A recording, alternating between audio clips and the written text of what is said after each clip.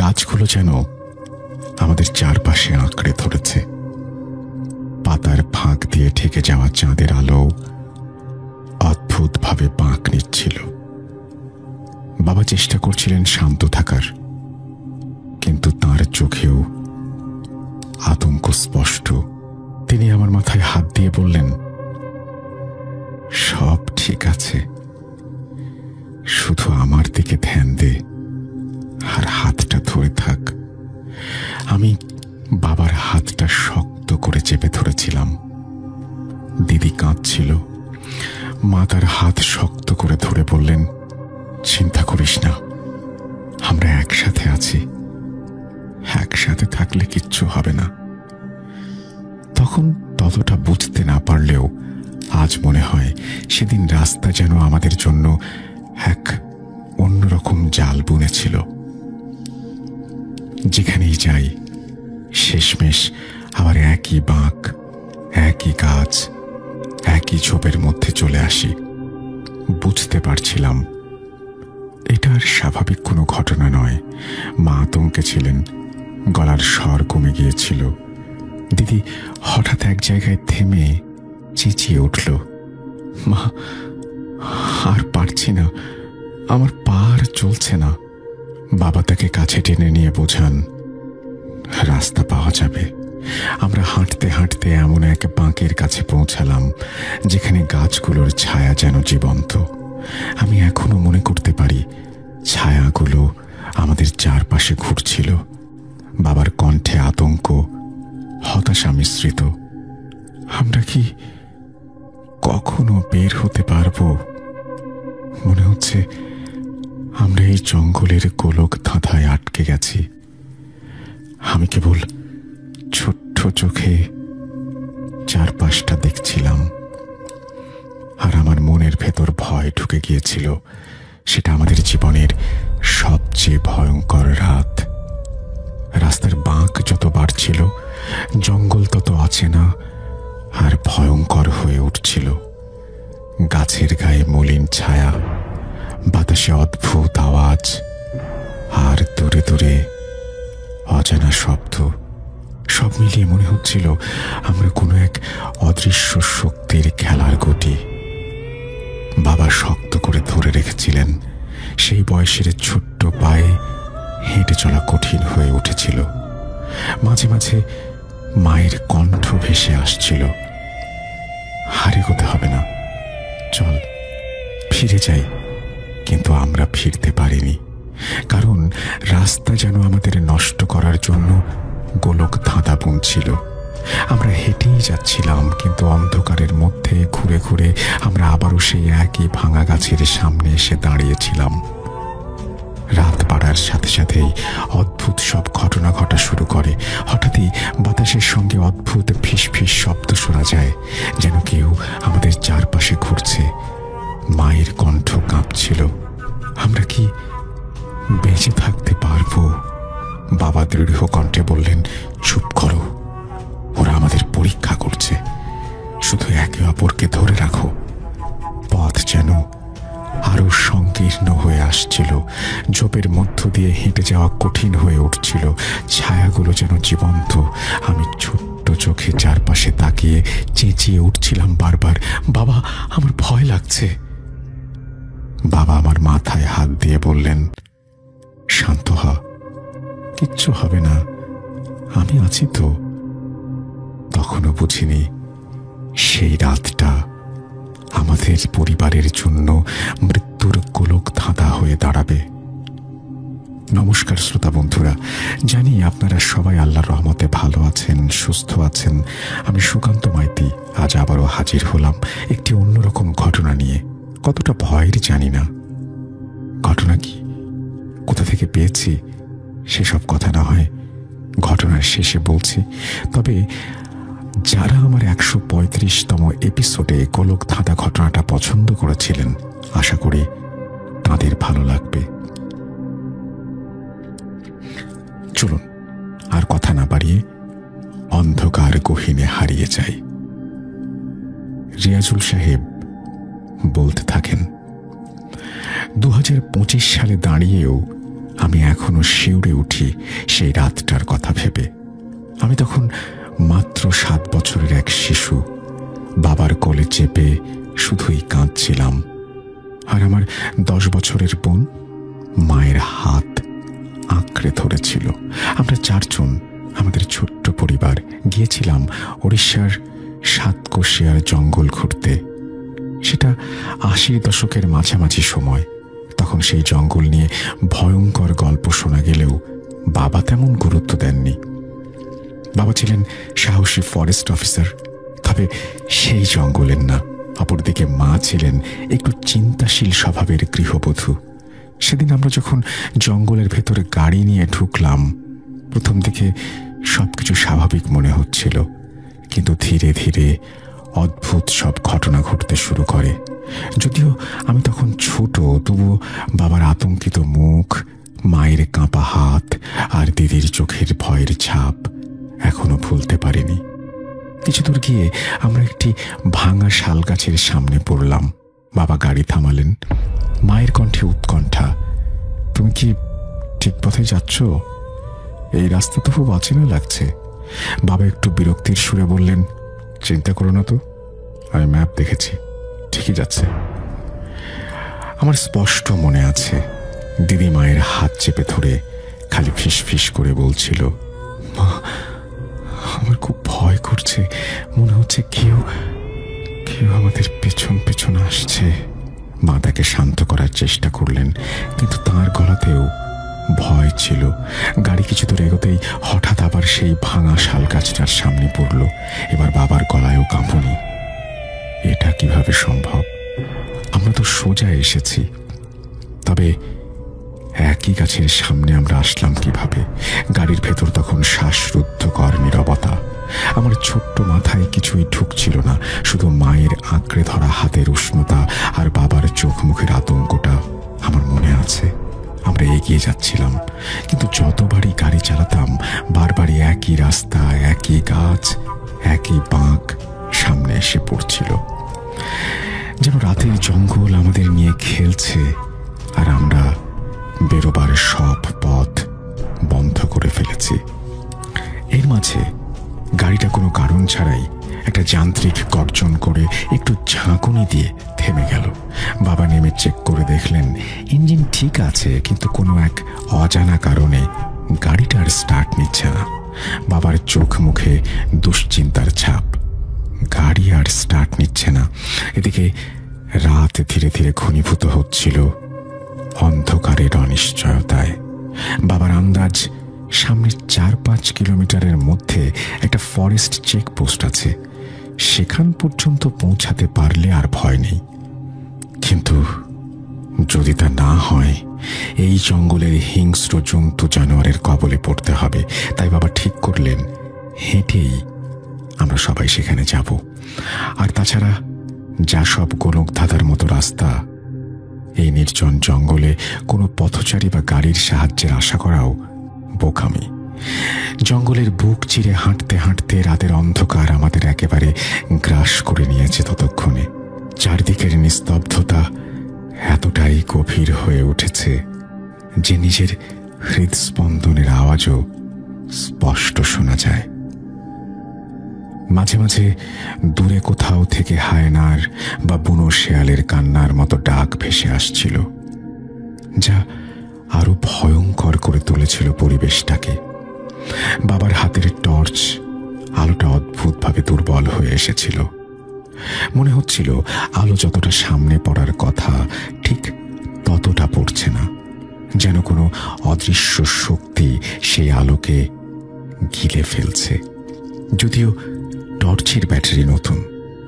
মা গলা নিচু করে বাবাকে বললেন, আলো এত দুর্বল লাগছে কেন? টর্চে কি ব্যাটারি শেষ হয়ে আসছে?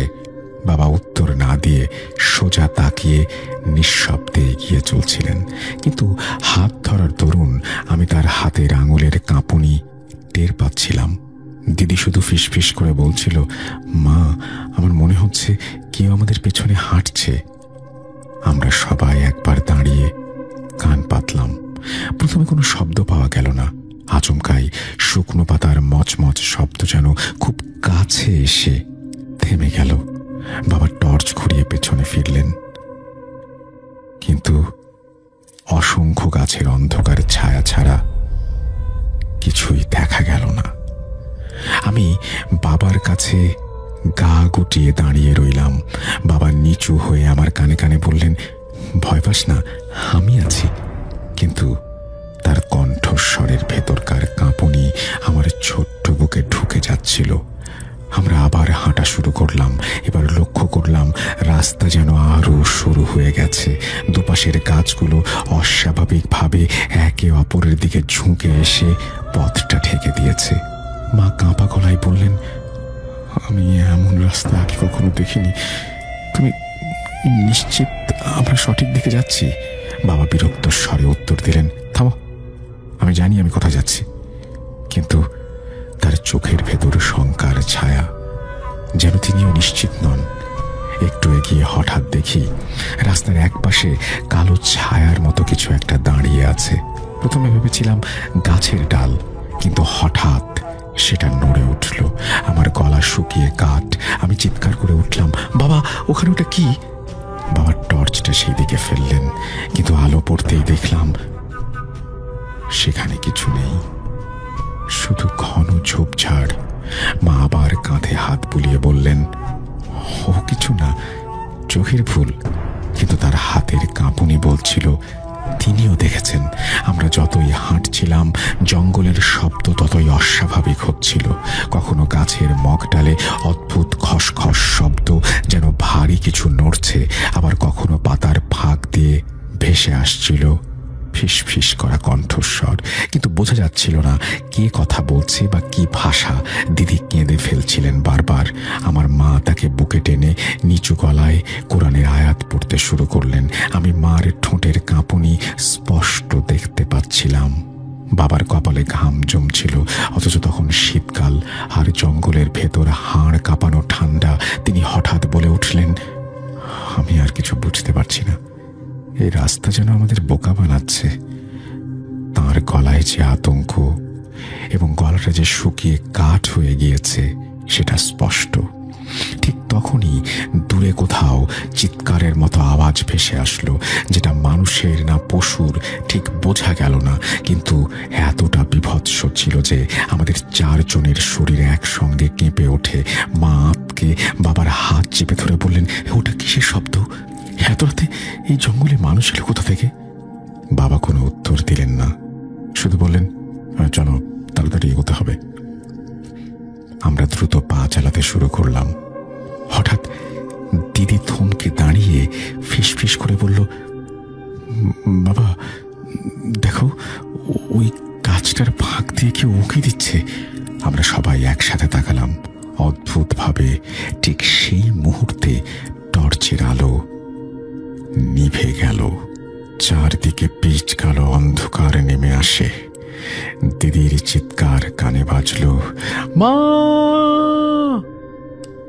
আমি বাবার হাত আঁকড়ে ধরে কাঁপছিলাম।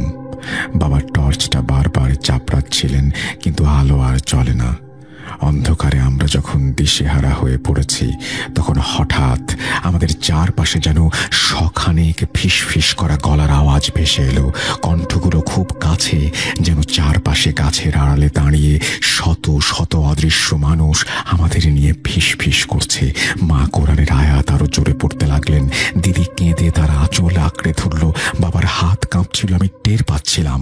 হঠাৎ এক ঝাপটা বাতাস এত জোরে এলো যে আমাদের টর্চ, ব্যাগ সব ছিটকে মাটিতে পড়ে গেল।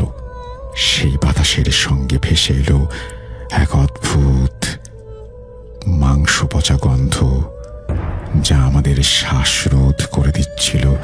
আমি ঠিক করে শ্বাস নিতে পারছিলাম না, শুধু বাবাকে জড়িয়ে ধরে কাঁদছিলাম।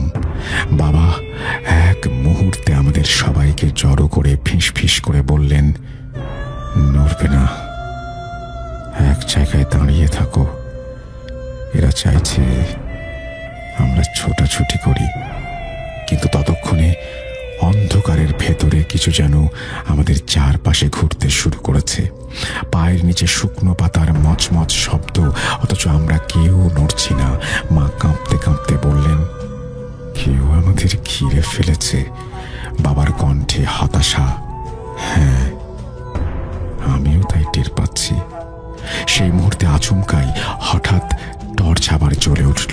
আলো পড়তেই দেখি সামনে মাটির ওপর অদ্ভুত কিছু দাগ আঁকা আছে, যেন রক্ত মাখা আঁচড়। বাবার মুখ ফ্যাকাশে হয়ে আসে। তিনি ভীত কণ্ঠে বললেন, এটা মানুষের কাজ না, এই জঙ্গলের ভেতর কিছু একটা আছে যা আমাদের এখানে আটকে রাখতে চায়। টর্চের আলোয় যে অদ্ভুত রক্তের মতো বৃত্তের আঁচড় দেখেছিলাম, সেটা আমাদের চারজনকে একেবারে স্তব্ধ করে দিয়েছিল। বাবার হাতের টর্চ কাঁপছিল, আলোর রশ্মি বারবার কেঁপে উঠছিল, যেন আলো নিজেই ভয় পাচ্ছে। মাটির ওপর সেই দাগগুলো শুকনো নয়, টাটকা। এমনই মনে হচ্ছিল যেন কিছুক্ষণ আগেই কেউ রক্তাক্ত হাতে ওটা আঁচড়েছে। বাবা ফিসফিস করে বললেন, এটা কোনো পশুর কাজ নয়, মানুষের হাতেরও কাজ নয়, এটা অন্য কিছু। মা আঁচল শক্ত করে বুকের কাছে চেপে ধরলেন, আর দিদি কেঁদে ফেলল। মা, আমি আর পারছি না, আমাদের ফিরিয়ে নিয়ে চলো। কিন্তু মা জানতেন ফেরার কোনো পথ নেই, কারণ যেদিকেই যাই আবার একই গাছ, একই বাঁক, একই ছায়া। আমরা যখন স্তব্ধ হয়ে দাঁড়িয়ে আছি, হঠাৎই তখন গাছের ফাঁক দিয়ে অদ্ভুত এক শব্দ এলো। সেটা পুরোপুরি ঠিক মানুষের হাসির মতো নয়, গলার স্বর ভাঙা, খসখসে, যেন একসাথে বহুজন হাসছে। বাবা চাপা স্বরে বললেন, কিছুতেই বিচলিত হয়েও না, শুধু আমার হাত শক্ত করে ধরো। আমি বাবার হাত আঁকড়ে ধরলাম। মা দিদির হাত ধরে রইলেন। টর্চের আলো কাঁপছে। ঠিক তখনই আমরা দেখলাম আলোটা গাছের গুড়ির পাশে পড়তেই সেই ছায়াগুলো নড়ে উঠল। প্রথমে ভেবেছিলাম আলো পড়ায় ছায়াগুলো এমন করছে, কিন্তু ভালো করে তাকাতেই বুঝলাম ওগুলো সত্যিই নড়ছে। অদ্ভুত সব অবয়ব, মানুষের মতো লম্বা ছায়া, কিন্তু অস্পষ্ট ধোঁয়ার মতো, যেন অন্ধকারের চেয়েও কালো। কেউ দাঁড়িয়ে, কেউ হামাগুড়ি দিচ্ছে, কেউ বা ডালপালার ভেতর লুকিয়ে আছে। আমার বুক আতঙ্কে কেঁপে ওঠে। আমি চেঁচিয়ে উঠতে যাচ্ছিলাম, কিন্তু বাবা আমার মুখ চেপে ধরলেন। বাবার কপালে ঘাম টলমল করছে। মা নিচু গলায় পড়ছিলেন, লা ইলাহা ইল্লাল্লাহ মুহাম্মাদুর রাসূলুল্লাহ। তার গলায়ও আতঙ্ক। আমরা হাঁটা শুরু করলাম আবার, কিন্তু এবার ছায়াগুলো আমাদের পিছু নিল। যতবার পেছনে তাকাচ্ছি দেখি তারা ঠিক আছে আগের দূরত্বে। তারা যেন আমাদের হাঁটা নকল করছে। দিদি ভয়ে কেঁপে উঠেছিল। মা, ওরা আমাদের দিকে আসছে, ওরা কি আমাদের খেয়ে ফেলবে? মা তাকে শান্ত করে বুকে টেনে নিলেন, কিন্তু আমি দেখেছিলাম মায়ের চোখ ভেজা, ঠোঁট কাঁপছে। বাবা শুধু বলেছিলেন, কারো চোখের দিকে তাকাবে না, সোজা হাঁটো। হঠাৎই টর্চটা আবার নিভে গেল। চারপাশে পুনরায় এমন ঘন অন্ধকার নেমে আসে যেন নিজের হাতও দেখা যাচ্ছিল না। তখনই কানে এলো কেমন দম বন্ধ করা গুঙিয়ে ওঠা আওয়াজ, ঠিক যেন কেউ আমাদের পাশে শ্বাস নিচ্ছে। আমি বাবাকে জড়িয়ে ধরে চিৎকার করে উঠলাম, আমাদের পেছনে কারা আসছে? বাবা আমার মাথায় হাত বুলিয়ে বললেন, কিচ্ছু নয়, চোখ বন্ধ করে আমার হাত ধরে শুধু এগিয়ে চল। কিন্তু আমরা কেউ চোখ বন্ধ করতে পারছিলাম না। আচমকাই মায়ের কাঁপা কাঁপা গলা শোনা গেল, কেউ আমার কাঁধে যেন হাত দিল। বাবার টর্চ চাপতেই অদ্ভুতভাবে আবারও আলো জ্বলে ওঠে। আমরা সবাই একসাথে দেখলাম মায়ের কাঁধের ওপর দিয়ে কালো একটা ছায়ার হাত হঠাৎ সরে গেল। সেই হাতের কোনো স্পষ্ট আঙুল নেই, শুধু লম্বা নখের মতো ধোঁয়াটে ডগা। টর্চের আলো পড়তেই সেটা মিলিয়ে গেল। দিদি তখন এত জোরে কেঁদে ফেলে যে সারা জঙ্গল কেঁপে ওঠে। সেই কান্নার সঙ্গে সঙ্গে চারদিক থেকে একসাথে শত শত ফিস ফিস শব্দ শোনা যেতে লাগলো, হাঁটছে, কেউ ডাকছে, কেউ আবার শুধু শ্বাস নিচ্ছে। বাবার মুখ ফ্যাকাশে। আসলে মা সেদিন বিকেলে বেরোতে চাননি। কানা ঘুষোয় টুকটাক সাতকোষিয়া জঙ্গল নিয়ে শোনাই যেত, কিন্তু বাবার জোরাজুরিতে আমরা পরদিন সকালে না বেরিয়ে সেদিন বিকেলেই বেরিয়েছিলাম। তিনি হঠাৎ বলে উঠলেন, দৌড়াও, সবাই দৌড়াও। আমরা চারজন জঙ্গলের ভেতরে দৌড়াতে শুরু করি। গাছের ডাল কাঁটা আমাদের গায়ে ছিঁড়ে রক্ত বের করে দিচ্ছিল, কিন্তু থামার কোনো উপায় নেই। দৌড়াতে দৌড়াতে আমি একবার পেছনে তাকালাম, দেখলাম ছায়াগুলো আমাদের সাথে দৌড়াচ্ছে। তাদের গতি এত দ্রুত যে মনে হচ্ছিল এখনই আমাদের ধরে ফেলবে। আমরা যতই দৌড়াচ্ছিলাম ততবারই সেই ভাঙা শাল গাছের সামনে এসে পড়ছিলাম, যেন জঙ্গলটা আমাদের নিয়ে খেলছে। মা তখন হাঁপিয়ে গিয়ে কেঁদে ফেললেন, আল্লাহ আমাদের বাঁচাও। বাবা হতাশ হয়ে চারপাশে তাকাচ্ছিলেন। আমি তার চোখে ভয়ের সঙ্গে এক ধরনের ভেঙে পড়া অসহায়ত্ব দেখেছিলাম। দিদি আর হাঁটতে পারছিলেন না, সে হোঁচট খেয়ে পড়ে যাচ্ছিল বারবার। বাবা তাকে টেনে তুলেছিল। আমি শুধু বাবার হাত আঁকড়ে ধরে হাঁপাচ্ছিলাম। ঠিক তখনই জঙ্গলের ফাঁক দিয়ে হঠাৎ অদ্ভুত আলো ভেসে এলো। সেটা লালচে রঙের, যেন আগুনের শিখা। বাবা থমকে দাঁড়ালেন। আলোটা আসছিল জঙ্গলের ভেতরে কোনো এক ফাঁকা জায়গা থেকে। আমরা ওই দিকে আরো ছুটে গেলাম, কারণ মনে হচ্ছিল হয়তো ওটা কোনো মানুষের চুলার আগুন, হয়তো ওখানেই চেকপোস্ট। কিন্তু যখন এগোলাম বুঝলাম আলোটা কোনো চুলোর আগুন নয়। ফাঁকা জায়গায় দাঁড়িয়ে আছে এক বিশাল অগ্নিবৃত্ত, আর তার ভেতরে ঘুরে বেড়াচ্ছে সেই ছায়াগুলো। তারা আগুনের ভেতরে ঢুকে আবার বেরিয়ে আসছে, আর প্রতিবার বেরিয়ে আসলে তাদের অবয়ব আরো ভয়ঙ্কর হয়ে উঠছে। আমরা চারজন একসাথে থমকে দাঁড়ালাম। মা বুক চেপে কাঁদছিলেন, দিদি হাহাকার করে কাঁদছিল। আমি বাবার হাত ধরে শুধু কাঁপা কাঁপা স্বরে বললাম, বাবা আমি বাড়ি যেতে চাই। বাবা আমার মাথায় হাত বুলিয়ে কিছু বলতে যাচ্ছিলেন, ঠিক তখনই আগুনের ভেতর থেকে এক বীভৎস চিৎকার ভেসে এলো। সেই শব্দ এতটাই ভয়ঙ্কর ছিল যে মনে হচ্ছিল বুক ফেটে যাবে। আমি চোখ বন্ধ করে ফেলি, আর বুঝলাম আমরা এমন কিছুর সামনে এসে পড়েছি যা মানুষের বোধগম্যের বাইরে। ফাঁকা জায়গার ভেতর দাঁড়িয়ে আমরা চারজন আতঙ্কে যেন জমে গিয়েছিলাম। আগুনের লালচে আলো গাছের গুড়িতে পড়ে অদ্ভুত সব ছায়া তৈরি করছিল, আবার সেই ছায়াগুলো যেন নড়ছিল নিজের মতো। বাবা চাপা স্বরে আমার মাথায় হাত রেখে বললেন, চোখ নামিয়ে রাখ, তাকাস না। কিন্তু 7 বছরের আমি কৌতূহল আর আতঙ্কে চোখ সরাতে পারিনি। দেখলাম আগুনের ভেতর দিয়ে হঠাৎ বেরিয়ে এলো এক অবয়ব, মানুষের মতো কিন্তু মানুষ নয়। তার শরীর ছিল কালো ধোঁয়ার মতো, মাথা যেন ছাই দিয়ে গড়া, চোখের জায়গায় শুধু লালচে গর্ত। দিদি চিৎকার করে মায়ের আঁচল আঁকড়ে ধরল, মা ওরা কারা? মা তাকে বুকে টেনে নিয়ে কাঁপা গলায় বললেন, চুপ কর, কিছু বলিস না, ওরা শুনতে পাবে। কিন্তু দিদির কান্না থামছিল না। সেই কান্নার শব্দ যেন বাতাসের ভেতরে ঢুকে এক অদ্ভুত প্রতিধ্বনি তৈরি করছিল। প্রতিধ্বনির সাথে চারপাশের ছায়াগুলো আরো দ্রুত নড়তে থাকে, যেন তারা আমাদের কান্না শুষে নিচ্ছে। বাবা হঠাৎ গম্ভীর চাপা স্বরে বললেন, সবাই মাটিতে বসো, একে অপরের হাত ধরে থাকবে, যে করেই হোক আমাদের মনকে শক্ত রাখতে হবে। আমরা 3 জন কাঁপতে কাঁপতে মাটিতে বসলাম। তখনই ঠান্ডা শিরশিরে হাওয়া বইতে শুরু করলো। সেই হাওয়ার মধ্যে কেমন একটা গন্ধ, পচা মাংসের মতো।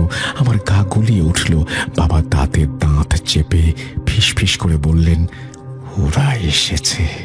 আমরা যে আগুনের বৃত্তের সামনে বসেছিলাম, হঠাৎ সেটার ভেতর থেকে একসাথে কয়েকটা কালো অবয়ব বেরিয়ে আসে।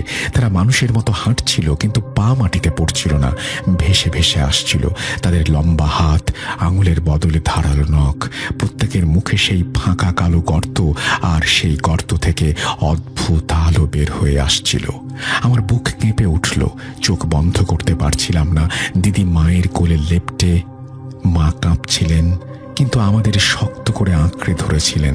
বাবা মাটিতে পড়ে থাকা একটা শুকনো কাঠ হাতে তুলে নিলেন। আমি বুঝতে পারছিলাম তিনি জানেন ওই কাঠ দিয়ে কিছুই হবে না, তবুও লড়তে হবে। তিনি দাঁতে দাঁত চেপে বললেন, তারা যদি কাছে আসে আমি লড়ব। এদিকে সত্যি সত্যি দেখি তারা ধীরে ধীরে ঘিরে আসছিল আমাদের। বাতাসের ভেতর অদ্ভুত আওয়াজ, যেন হাজার মানুষের কান্না আর হাসি একসাথে মিশে আছে। আমার মনে হচ্ছিল মাথা ফেটে যাবে। হঠাৎ একটি ছায়া সামনে এসে থামলো। তার শরীর থেকে কেমন একটা ধোঁয়া বের হচ্ছে। তার সেই অবয়বের ভেতর থেকে গলাবদ্ধ মানুষের মতো শব্দ বেরোলো, ফিরতে তোরা পারবি না, এখন তোরা আমাদের হাতে বন্দী। সেই আওয়াজে দিদি চিৎকার করে ওঠে, আর মা তাকে বুকে চেপে ধরে হাহাকার করে কাঁদতে থাকে। আমি আমার বাবার দিকে তাকালাম। বাবার চোখে শুধু অসহায় আতঙ্ক। তিনি কাঠটা তুলে ধরলেন, কিন্তু আমি দেখলাম তার হাত কাঁপছে। তারপর যা হলো সেটা আমি কখনো ভুলতে পারবো না। তাদের গলায় ফিস ফিস শব্দ যেন সরাসরি মাথার ভেতরে ঢুকে পড়ছিল। আমার কান বাজছিল, বুক ধক ধক করছিল। মা চোখ বন্ধ করে দোয়া পড়ছিলেন, কিন্তু তার গলাও আটকে যাচ্ছিল। দিদি হঠাৎ মায়ের থেকে নিজেকে ছাড়িয়ে বাবাকে জড়িয়ে ধরে। বাবা, আমাকে বাঁচাও। বাবা তাকে বুকে জড়িয়ে ধরলেন, আর আমি মায়ের আঁচল আঁকড়ে ধরলাম। ঠিক সেই মুহূর্তে হঠাৎ টর্চটা আবার নিজে নিজেই জ্বলে উঠল। প্রিয় শ্রোতা বন্ধুরা, কি হবে এরপর? এই গোলক দাদা থেকে এই পরিবারটি কি বেরিয়ে আসতে পারবে, নাকি ধরা দেবে সেই ছায়াদের কাছে? আপনারা শুনুন। ঘটনার মাঝামাঝি আছি আমরা, চলে যাচ্ছি পরের অংশে। ছায়াগুলোর গায়ে পড়তেই তারা পিছিয়ে যায়, কিন্তু মুহূর্তের মধ্যেই আলো নিভে গেল।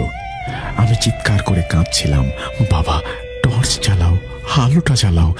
বাবা টর্চ টিপছিলেন, কিন্তু সেটা জ্বলছিল না। চারপাশে কেবলই অন্ধকার আর ছায়াদের ফিসফিস। আমরা বুঝতে পারছিলাম তারা আমাদের নিয়ে খেলা শুরু করেছে। যেভাবেই হোক তারা চাইছে আমাদের ভয়কে চরমে নিয়ে যেতে। বাবা হঠাৎ আমাদের তিনজনকে পেছনে সরিয়ে নিজের সামনে দাঁড়ালেন, চেঁচিয়ে উঠলেন, যারা এখানে আছো তারা সরে যাও, আমাদের পরিবারকে ছোবে না। তার সেই চিৎকার জঙ্গলের ভেতর প্রতিধ্বনির মতো বেজে আবার ফিরে আসে, আর ছায়াগুলো যেন একসাথে বিভৎস পৈশাচিকভাবে তাচ্ছিল্য করে। তারা আরো কাছে আসে। এখন মনে পড়লে গায়ে কাঁটা দেয়। আমার স্পষ্ট মনে আছে, দেখলাম ছায়াগুলো যেন আমাদের শরীরের ভেতর ঢুকতে চাইছে। মা আতঙ্কে কেঁপে উঠলেন, আর দিদি চিৎকার করে বাবার বুকে মুখ লুকালেন। বাবা তখন কাঠটা তুলে ধরেছিলেন, কিন্তু আমি বুঝতে পারছিলাম এই লড়াই অসম্ভব। আমরা এমন কিছু শক্তির সামনে দাঁড়িয়েছিলাম যা মানুষকে খেলনার মতো ব্যবহার করে। আমার মনে হচ্ছিল সময় থেমে গেছে। আমার কানে তখন শুধু একটাই শব্দ বাজছিল, দিদির কান্না আর মায়ের দোয়া। বাবার মুখ গম্ভীর, চোখে ভয়, কিন্তু একই সাথে এক অদ্ভুত দৃঢ়তা। আমি তখনও জানতাম না খুব শিগগিরই এই জঙ্গলের অন্ধকার আমাদের পরিবারকে ছিন্ন ভিন্ন করে দেবে। ছায়াগুলো এবার ধীরে ধীরে আমাদের চারপাশে সারি সারিভাবে ঝুঁকে এলো। তাদের অবয়বগুলো এত কাছে চলে এলো যে আমাদের মনে হচ্ছিল তারা আমাদের গায়ে লেগে যাবে। বাবার চোখে তখন শুধুই যুদ্ধের আগুন। তিনি কাঠটা দুহাতে শক্ত করে ধরে দাঁড়ালেন, যেন পুরো পৃথিবীর সব ভয়কে ঠেকাতে পারবেন সেই শুকনো কাঠ দিয়ে। হঠাৎ একটি ছায়া শূন্যে ভেসে উঠে বাবার দিকে ঝাঁপিয়ে পড়ল। বাবা গর্জন করে কাঠটা ঘোরালেন, আর আশ্চর্যজনকভাবে সেই ছায়াটা ধোঁয়ার মতো পিছিয়ে গেল। কয়েক মুহূর্তের জন্য আমাদের মনে আশা জাগলো যে হয়তো বাবা পারবেন আমাদের বাঁচাতে, কিন্তু সেটা ছিল বিভ্রম। কারণ সঙ্গে সঙ্গে আরো ৩-৪টে ছায়া একসাথে ঝাঁপিয়ে পড়ে।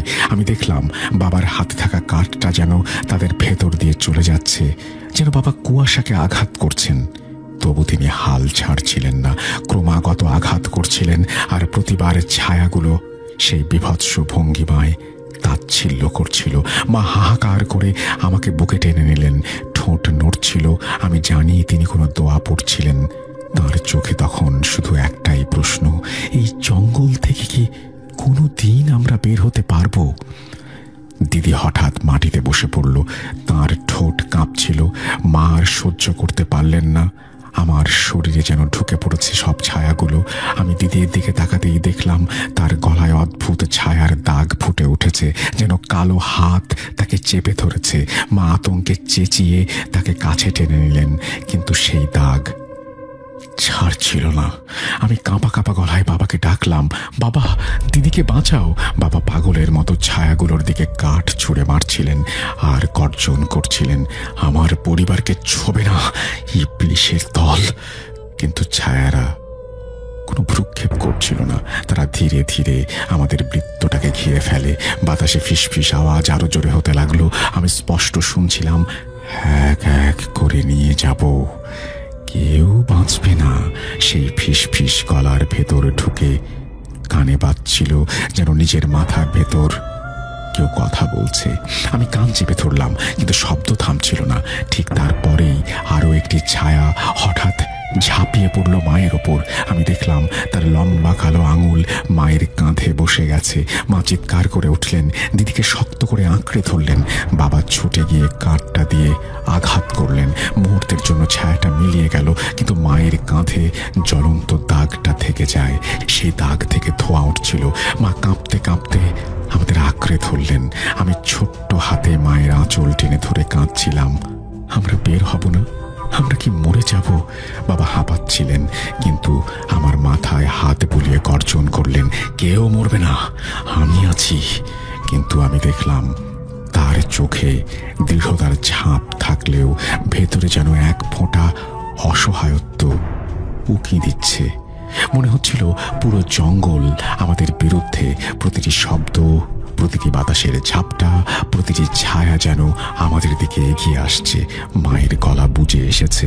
তিনি কাঁপা কাঁপা স্বরে দোয়া পড়ার চেষ্টা করছিলেন। সেই দোয়ার শব্দ যেন ছায়াদের আরো উত্তেজিত করছিল। তারা একসাথে গর্জন করার সাথে সাথেই চারপাশটা অদ্ভুতভাবে কেঁপে উঠল।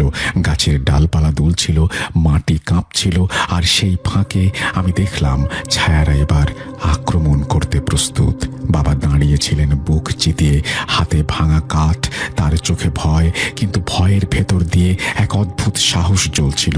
তিনি জানতেন হয়তো এই রাত আমাদের শেষ রাত হতে চলেছে। তবু তিনি শেষ মুহূর্ত পর্যন্ত লড়াই করতে চান। আর আমি, 7 বছরের আমি, তখনও মায়ের আঁচল আঁকড়ে ধরে শুধু একটা কথাই ভাবছিলাম, আমি বাঁচতে চাই। কিন্তু ঠিক তখনই বুঝতে পারছিলাম সবচেয়ে ভয়ঙ্কর ঘটনাটা এখনো ঘটেনি। অন্ধকার যেন আরো ঘন হচ্ছিল, কিন্তু কিছু একটা এগিয়ে আসছে যা আমাদের 4 জনের ভাগ্যকে চিরদিনের জন্য বদলে দেবে। রাত তখন অদ্ভুত নিস্তব্ধতায় ডুবে গেছে। রাতচরা পাখিদের ডাক নেই, শিয়ালের হাহাকার নেই। কেবল পাতার ফাঁক দিয়ে আসা বাতাসে এক ধরনের শ্বাসরুদ্ধকর শব্দ। আমরা 4 জন তখনও দাঁড়িয়ে আছি, আর চারপাশ থেকে ছায়ারা ধীরে ধীরে ঘিরে ধরেছে। হঠাৎ করে বাতাস স্তব্ধ হয়ে গেল। জঙ্গলের ভেতর যেন এক মুহূর্তের জন্য সবকিছু জমে গেছে। তারপর এক তীব্র গর্জন। মাটির ভেতর থেকে, গাছের গুঁড়ি থেকে, আমাদের চারপাশ থেকে ছায়ারা একসাথে কাঁপতে শুরু করে। আর ঠিক তারপর এক বিশাল কালো ছায়া তাদের মধ্য থেকে উঁচু হয়ে উঠল। সেই অবয়ব এতটাই উঁচু ছিল যে মনে হচ্ছিল পুরো আকাশ ঢেকে ফেলেছে। তার চোখ দুটো যেন জলজল কয়লার মতন, আর মুখ থেকে বেরোচ্ছিল অদ্ভুত বিভৎস হাসি, যেন হাজার মৃত মানুষের কণ্ঠ মিলেমিশে প্রতিধ্বনিত হচ্ছে। মা হঠাৎ চিৎকার করে বলে উঠলেন, না, আমাদের ছেড়ে দাও, আমার বাচ্চাদের কিছু করো না। তিনি আমাকে আর দিদিকে বুকে আগলে রেখেছিলেন, কিন্তু সেই বিশাল ছায়াটা ধীরে ধীরে নিচে নেমে আসে আর সাপের মতো লম্বা হয়ে আমাদের দিকে এগিয়ে আসে।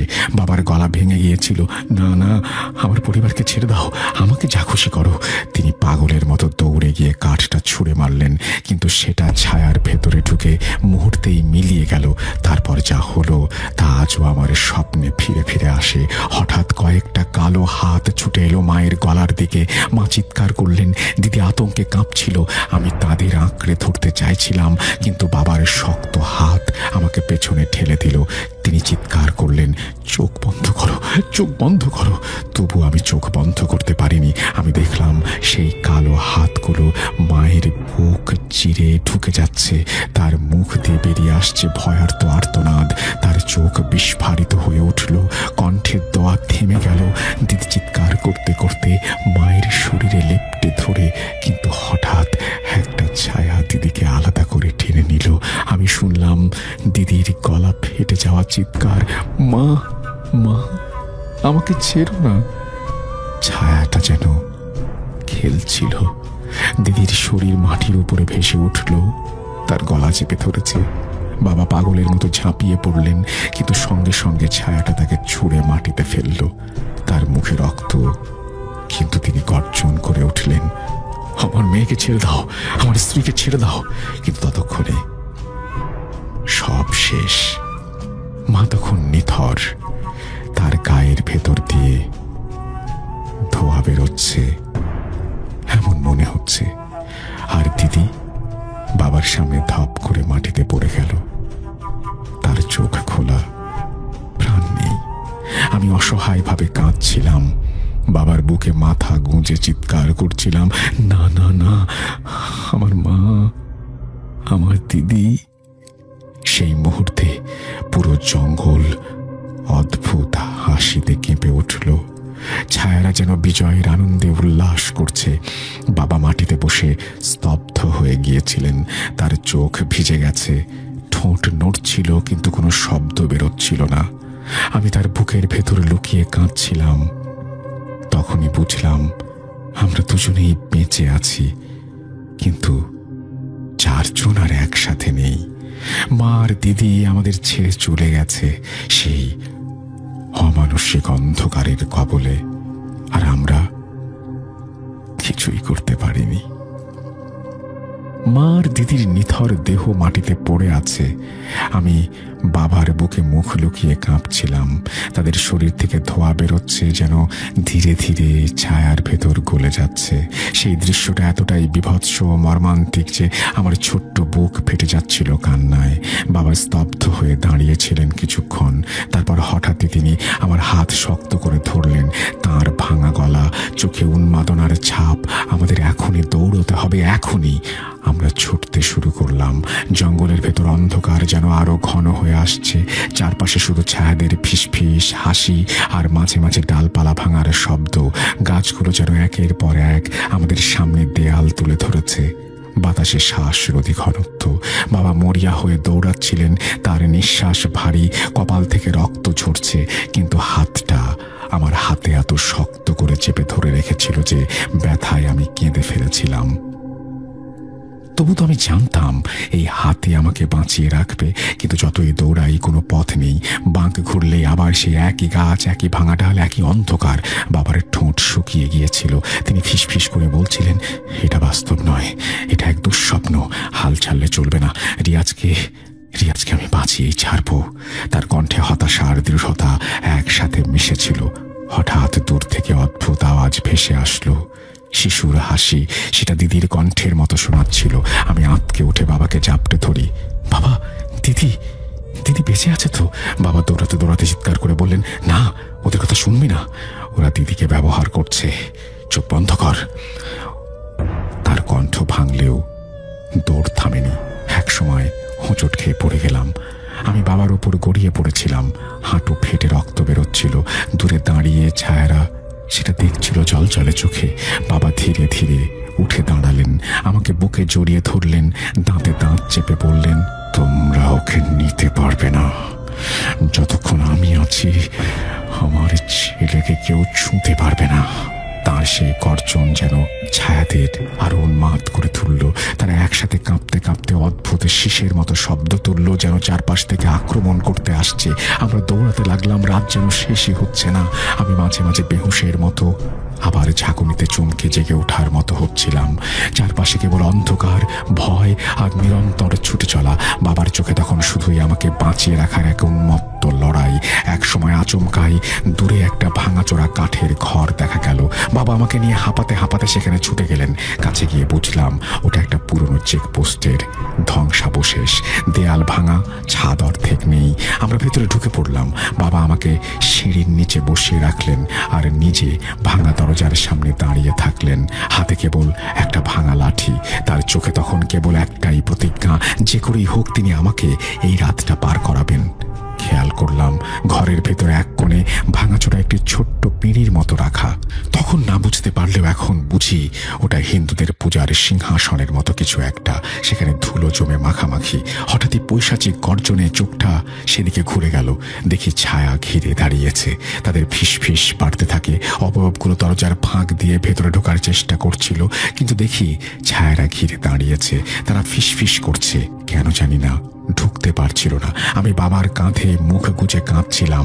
বাবা চাপা স্বরে ফিসফিস করে বললেন, রিয়াজ, ভয় পাস না, সকাল হলে সব ঠিক হয়ে যাবে। ভোর পর্যন্ত আমাদের বেঁচে থাকতে হবে। কিন্তু রাত তখনও শেষ হয়নি।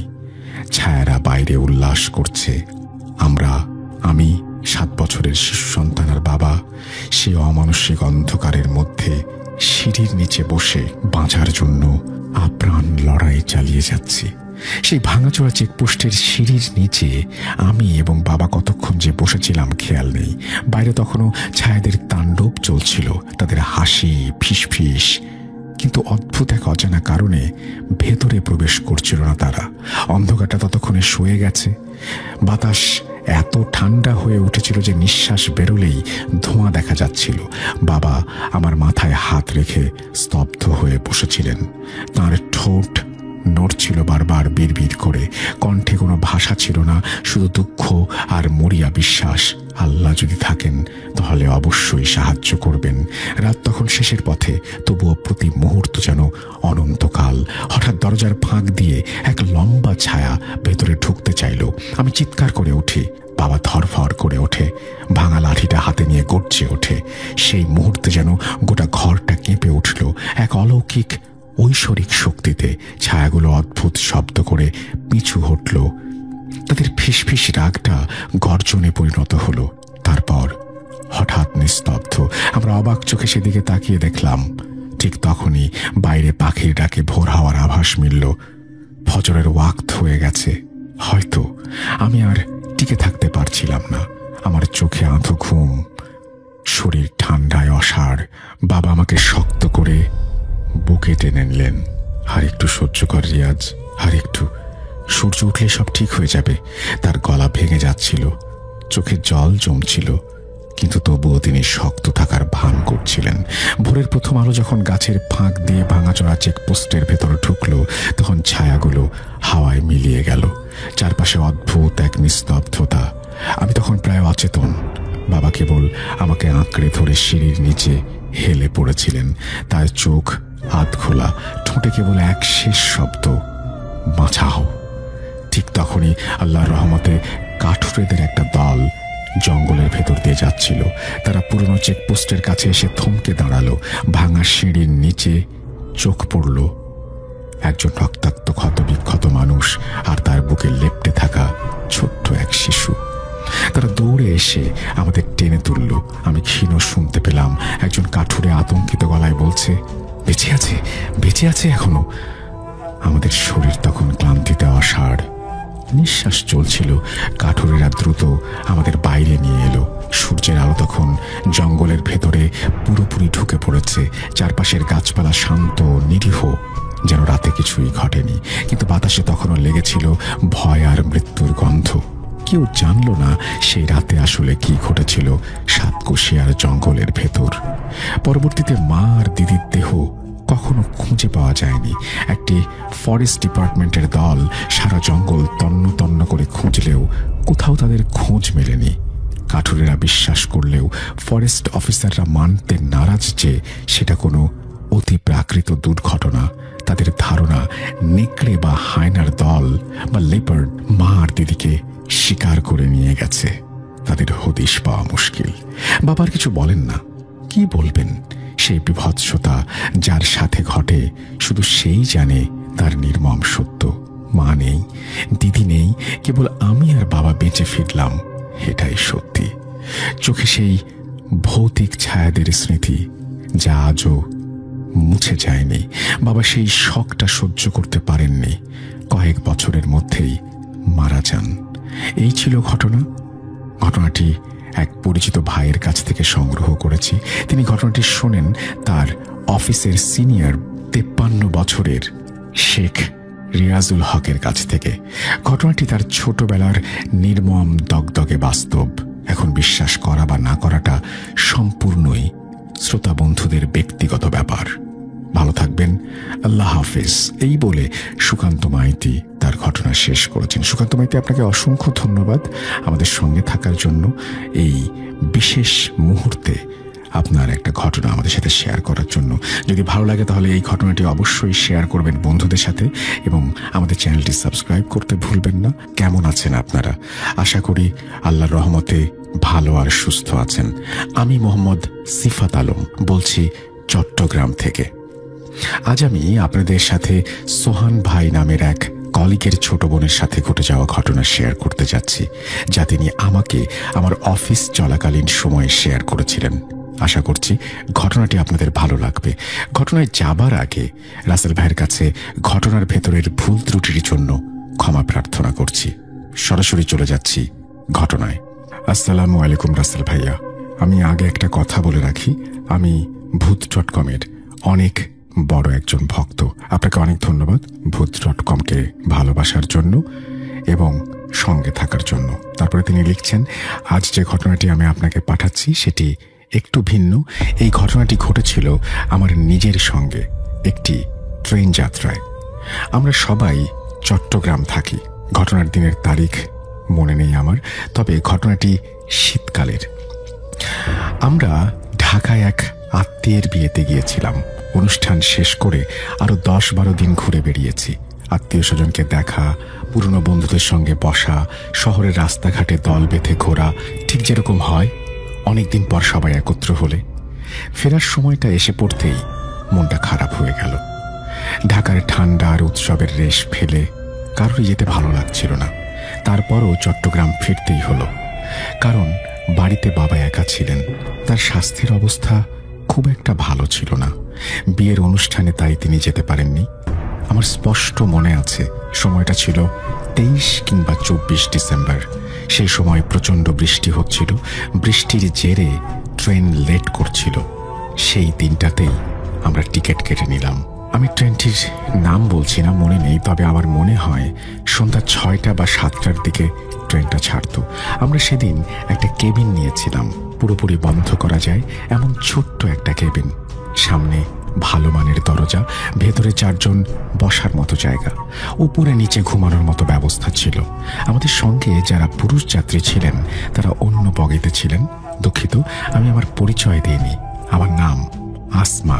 আমি সে সময় ইন্টারমিডিয়েট প্রথম বর্ষে পড়তাম। ঘটনায় ফিরি। বাইরে আবহাওয়া খারাপ, হালকা টুপটাপ বৃষ্টি পড়ছিল। প্ল্যাটফর্মে নরম কাদা, ঠান্ডা বাতাস। ট্রেন ছাড়ার পর জানলার কাছে জলবিন্দু গড়াতে লাগলো। বগিতে লোহার গন্ধ, ভেজা কাপড়ের গন্ধ, চায়ের ধোঁয়া, সব মিলিয়ে অদ্ভুত এক পরিবেশ। ট্রেন চলতে চলতে 3 ঘন্টা কেটে গেল। ট্রেন যাত্রায় যে বিষয়টা আমার সবচেয়ে ভালো লাগে সেটা হলো প্রতি আধ ঘন্টা অন্তর অন্তর কেউ না কেউ এসে ডাক দেয়। চা বিক্রেতা, আবার কখনো ডিম বিক্রেতা, কখনো বোতল পানি বিক্রেতা।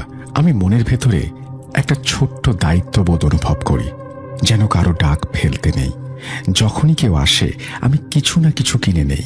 চায়ের কাপ হাতে হালকা ধোঁয়া, ঠোঁটে গরমের তাপ, জানালার বাইরে বৃষ্টি, ভেতরে ফিসফাস। এই কোমল ছন্দটা আমাকে মারাত্মক খুশি করে। তবে কেবিনটাতে দরজা লাগানো ছিল বলে বিক্রেতারা ডাক দিয়ে সাড়া না পেলে দরজায় আলতো নক করে জিজ্ঞেস করত, আপনাদের কিছু লাগবে? তাদেরই আসা যাওয়া রাত 10:30টার দিকে থেমে যায়। এরপর আর কেউ কিছু বিক্রি করতে আসে না। সবাই জানে এই সময়ে মানুষ ঘুমিয়ে পড়ে। অকারণে বিরক্ত করা ঠিক না। প্রায় রাত 12টা বাজে। আমার খালা আর আমার আম্মু ঘুমিয়ে পড়েছেন। আমি তখন একটা ফোন নিয়ে বসি। রাতে আমার ঘুম আসে না, তাই পড়তে ভালো লাগে। একটা নোবেল পড়ছিলাম। বাইরে তখনও সামান্য বৃষ্টি, বগির জয়েন্টে ঠক ঠক শব্দ, দূরে লোকোমোটিভের নরম গর্জন। ঠিক তখনই দরজায় টোকা পড়ল। প্রথমে ধড়াস করে ওঠার মতো ভয় পেয়েছিলাম, তারপরে ভাবলাম হয়তো আমাদেরই সঙ্গে আসা অন্য বগি থেকে কেউ এসেছেন। ধীরে ধীরে নিচে নামলাম।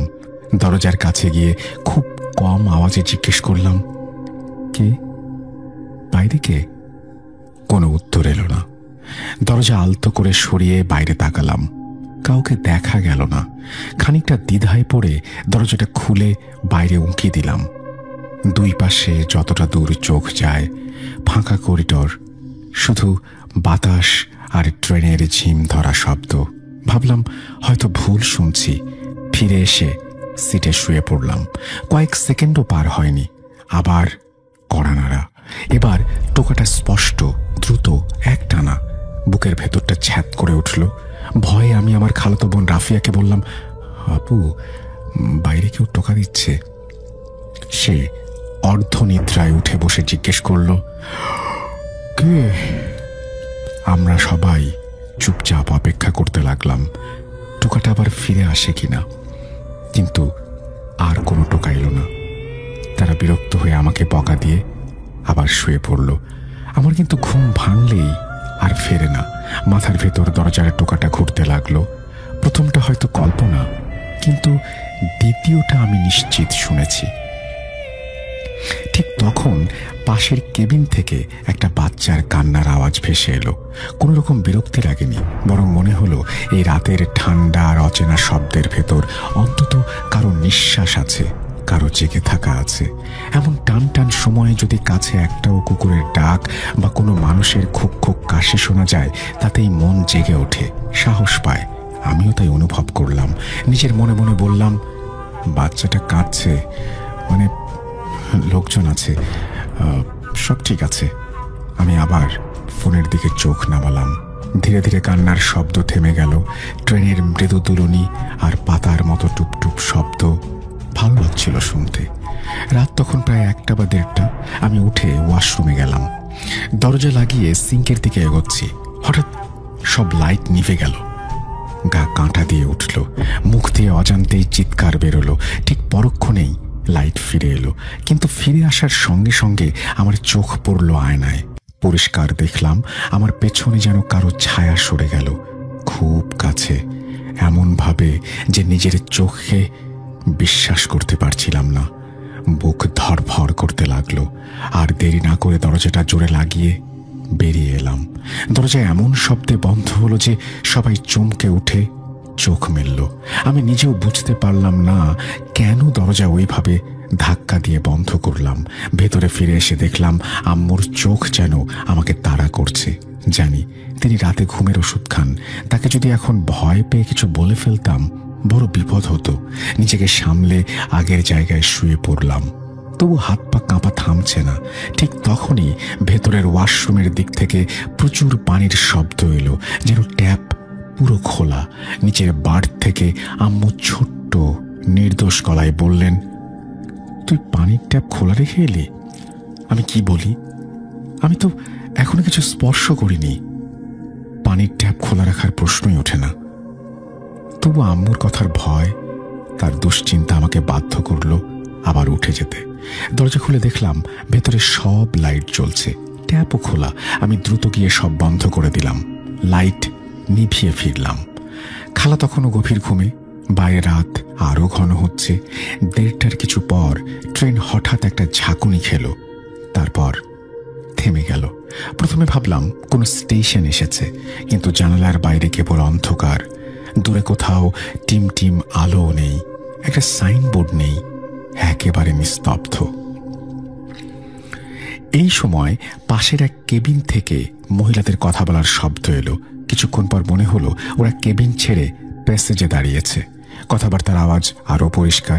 আমি ধীরে ধীরে নিচে নামলাম। দরজা খুলে আলতো ফাঁক করে বাইরে তাকালাম। দেখলাম 3 জন মহিলা পাশাপাশি দাঁড়িয়ে কথা বলছে। ওদের গায়ে বোরখা, মুখ ঢাকা, পিঠ পর্যন্ত কালো কাপড় নামানো। সাহস সঞ্চয় করে জিজ্ঞেস করলাম, আপু, ট্রেনটা কেন থেমেছে? কিছু জানা আছে? তারা একবার তাকালেন, যেন আমাকে দেখে অবাক।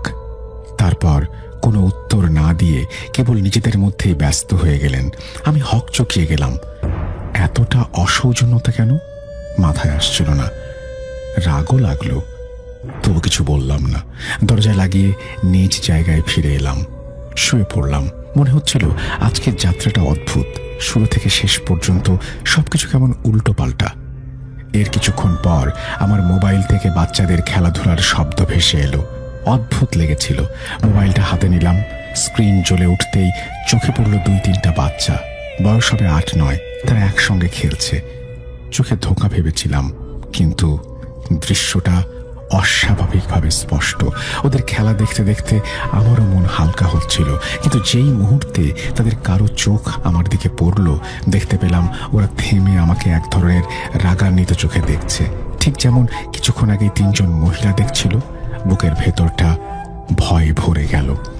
আমি আস্তে করে মোবাইলটা নামিয়ে রেখে নিজের সিটে শুলাম। জানতাম না সামনে কি অপেক্ষা করছে। হঠাৎ জানলার দিক থেকে টোকা পড়ল।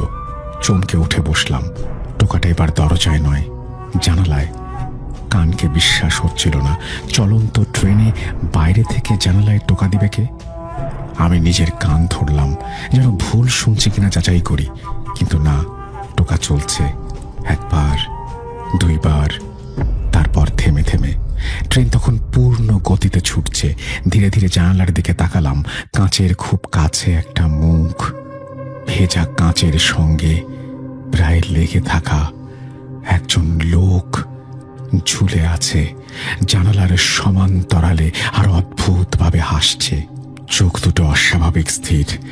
ঠোঁটের কোণে টান, যেন আমার দিকে তাকিয়ে আছে। আমার শরীর বরফ হয়ে গেল। বুঝে না উঠতে পেরে আমি হাত বাড়িয়ে চেইন টেনে দিলাম। তারপর কি হয়েছে জানি না। মনে আছে শুধু অন্ধকার, শরীরটা হালকা হয়ে যাওয়া, তারপর সম্পূর্ণ শূন্য। সকালে চোখ খুলতে দেখি আম্মু আর বোনেরা আমার চারপাশে। তাদের মুখে দুশ্চিন্তার রেখা। তারা জিজ্ঞেস করছেন, আসমা, কি হয়েছে তোমার? আমি তাদের দিকে তাকিয়ে উল্টো প্রশ্ন করলাম, তোমাদের কি হয়েছে? মনে হচ্ছিল আমি এখনো বুঝে উঠতে পারছি না ঠিক কি ঘটেছে। মাথা ভার, শরীর অবশ। ঠিক তখনই আম্মু বললেন, রাতে তুমি বাইরে অচেতন হয়ে পড়েছিলে। ঝড় শুরু হওয়ার সময় কেউ দরজায় কড়া নেড়ে আমাদের তোমার অবস্থার কথা জানিয়েছিল। তার মুখে ঝড়ের কথা শুনে রাতের ঘটনাগুলো হঠাৎ করে মাথায় ভেসে উঠল। কড়া নাড়া, বাচ্চার কান্না, বাথরুমের লাইট, জানালার টোকা, সেই হাসি মুখ। এর কিছুক্ষণ পর টিটি সাহেব আমাদের কেবিনে এলেন খোঁজ খবর নিতে। আমি তাকে সব খুলে বললাম, আঙ্কেল, রাতে বাচ্চারা খেলছিল, 3জন মেয়ে কথা বলছিল। আমি তাদের জিজ্ঞেস করলাম ট্রেন কেন থেমেছে, কিন্তু তারা উত্তর দেয়নি। ওয়াশরুমের পানি নিজে থেকেই পড়ছিল। টিটি সাহেব শান্ত গলায় বললেন, শোনো মা, তোমাদের এই বগিটাতে তো অন্য কেউ ছিল না। তোমার খালু আমার পরিচিত। তার কথা মতোই আমি তোমাদের সবাইকে এই বগিতে দিয়েছিলাম। এখানে তোমাদের পরিবার ছাড়া আর কেউ নেই।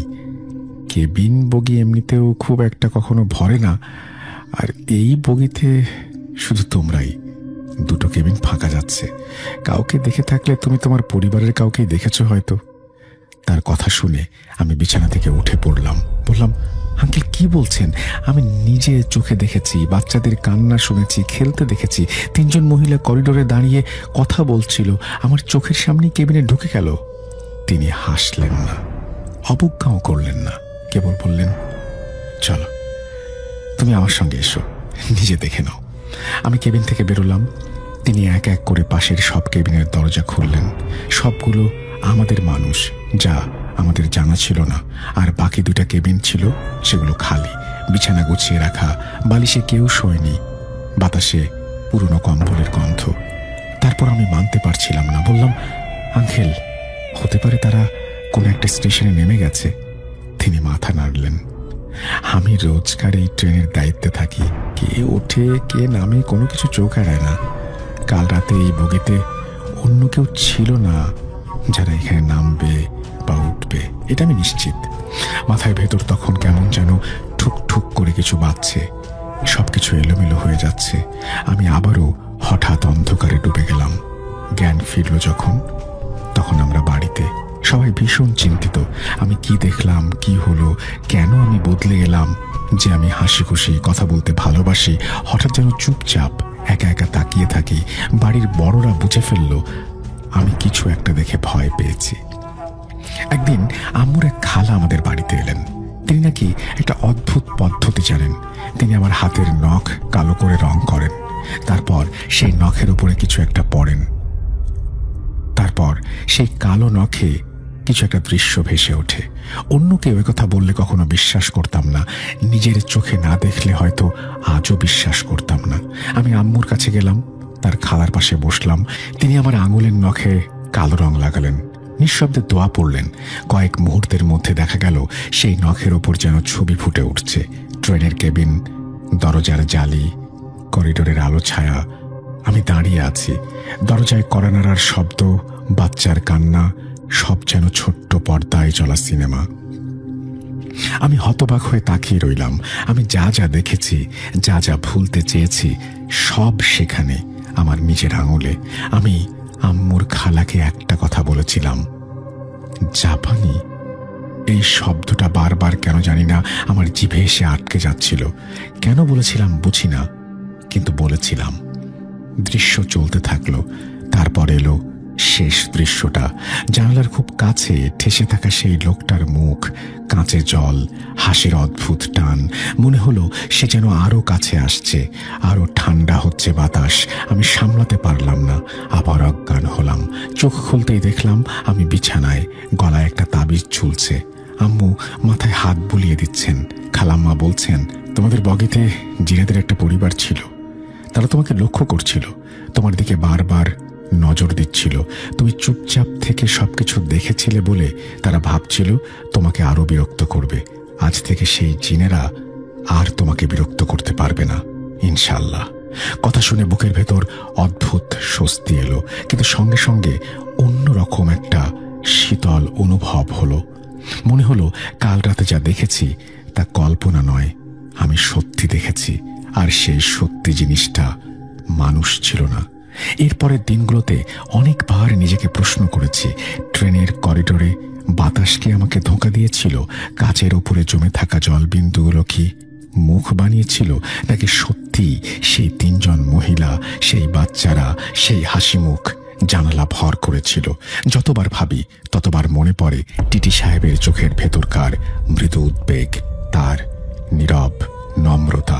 তিনি আমাকে কষ্ট না দিয়ে সত্যিটা বলেছিলেন। আর আম্মুর খালার নখের পর্দায় ভেসে ওঠা দৃশ্যগুলো, সেগুলো তো কারো তৈরি করা নয়, আমার নিজের স্মৃতি থেকেই সেই দৃশ্য উঠে আসা। সময় গড়িয়ে গেছে, আজ 15 বছর পার হয়ে গেছে সেই রাতের ঘটনা। এখন 15 বছরের অতীত। তবু এই ঘটনার কথা মনে পড়লে শরীরের লোম দাঁড়িয়ে যায়, পিঠের ওপর শীতল বাতাস বয়ে যায়। যেদিন প্ল্যাটফর্মে বৃষ্টির পানি গড়াচ্ছিল, যেদিন দরজার ওপারে কেউ না থাকা সত্ত্বেও টোকা পড়েছিল, বাথরুমের লাইট নিভে গিয়েছিল, জানালায় টোকা পড়েছিল চলন্ত ট্রেনের ভেতরেও, চোখ বন্ধ করলে আজও সেসব শব্দ শুনি। আপনারা বিশ্বাস করুন বা না করুন, আমার দেখাটা আমার নিজের।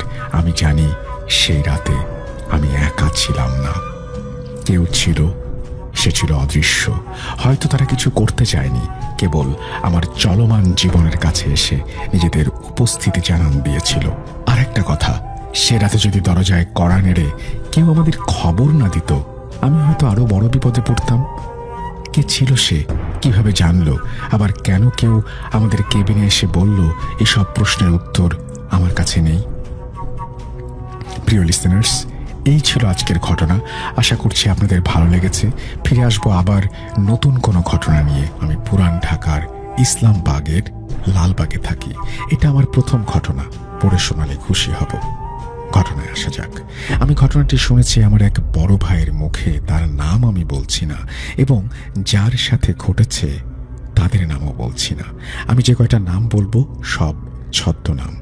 ঘটনায় আসা যাক। ঘটনাটি ঘটে 1990 সালে ঢাকার বিখ্যাত একটি হাসপাতালের মর্গে। সেই হাসপাতালটির নাম আমি বলছি না। পলাশ ভাইয়ের দাদা ছিল সেই হাসপাতালের ডোম, তার স্ত্রী ছিল তার সহযোগী। পলাশ ভাইয়ের দাদা হঠাৎ হৃদরোগে মারা যান। পলাশ ভাইয়ের দাদা মারা যাবার পর তার জায়গায় তার স্ত্রী সেই হাসপাতালের প্রধান ডোম হিসেবে কাজ শুরু করেন। পলাশ ভাইয়ের দাদির ভালোই কাজ চলছিল। হঠাৎ একদিন তার কাছে আসে একসাথে 3টি লাশ। এই 3টি লাশের মধ্যে একটি ছিল আত্মহত্যা করা লাশ। এদিকে পলাশ ভাইয়ের দাদির কাজ করার সময় শেষ। আসার কথা তারিকুল ইসলামের, তিনি হলেন ওই হাসপাতালের দ্বিতীয় ডোম, তার কাজ হলো রাতে। পলাশ ভাইয়ের দাদি বলছেন যে এই 3টা লাশের রিপোর্ট খুবই গুরুত্বপূর্ণ।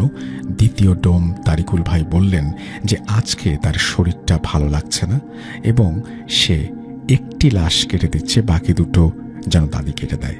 কি আর করা, পলাশ ভাইয়ের দাদি ভেতরে একটা ছোট রুম আছে, সেখানে যান কাপড় চোপড় চেঞ্জ করতে। কাপড় চেঞ্জ করতে করতেই তিনি হঠাৎ একটা শব্দ শোনেন। পাগল কুকুর যখন খুব রেগে যায় তার গলা দিয়ে যেরকম একটা শব্দ বের হয়, পাশের রুম থেকে সেই রকম একটা শব্দ আসছে, যে রুমে লাশ কাটা হয়। দরজার একটি ছোট ফাঁকা ছিল, ওই ফাঁকা দিয়ে পলাশ ভাইয়ের দাদি যা দেখেন তা দেখার জন্য তিনি মোটেও প্রস্তুত ছিলেন না। তিনি দেখেন সেই তারিকুল ভাই, যে হাসপাতালের দ্বিতীয় ডোম, যেই লাশটা আত্মহত্যা করেছে, সেই লাশটির কাছে দাঁড়িয়ে আছে। শুধু দাঁড়িয়েই নেই, সে সেই লাশটিকে খাচ্ছে। এই দৃশ্য তিনি সহ্য করতে পারেন না, সেখানে অজ্ঞান হয়ে পড়ে যান। পরের দিন সকালে যিনি রিপোর্ট নিতে আসেন, তিনি দেখেন যে ছোট ঘরটায় পলাশ ভাইয়ের দাদি অজ্ঞান অবস্থায় পড়ে আছেন।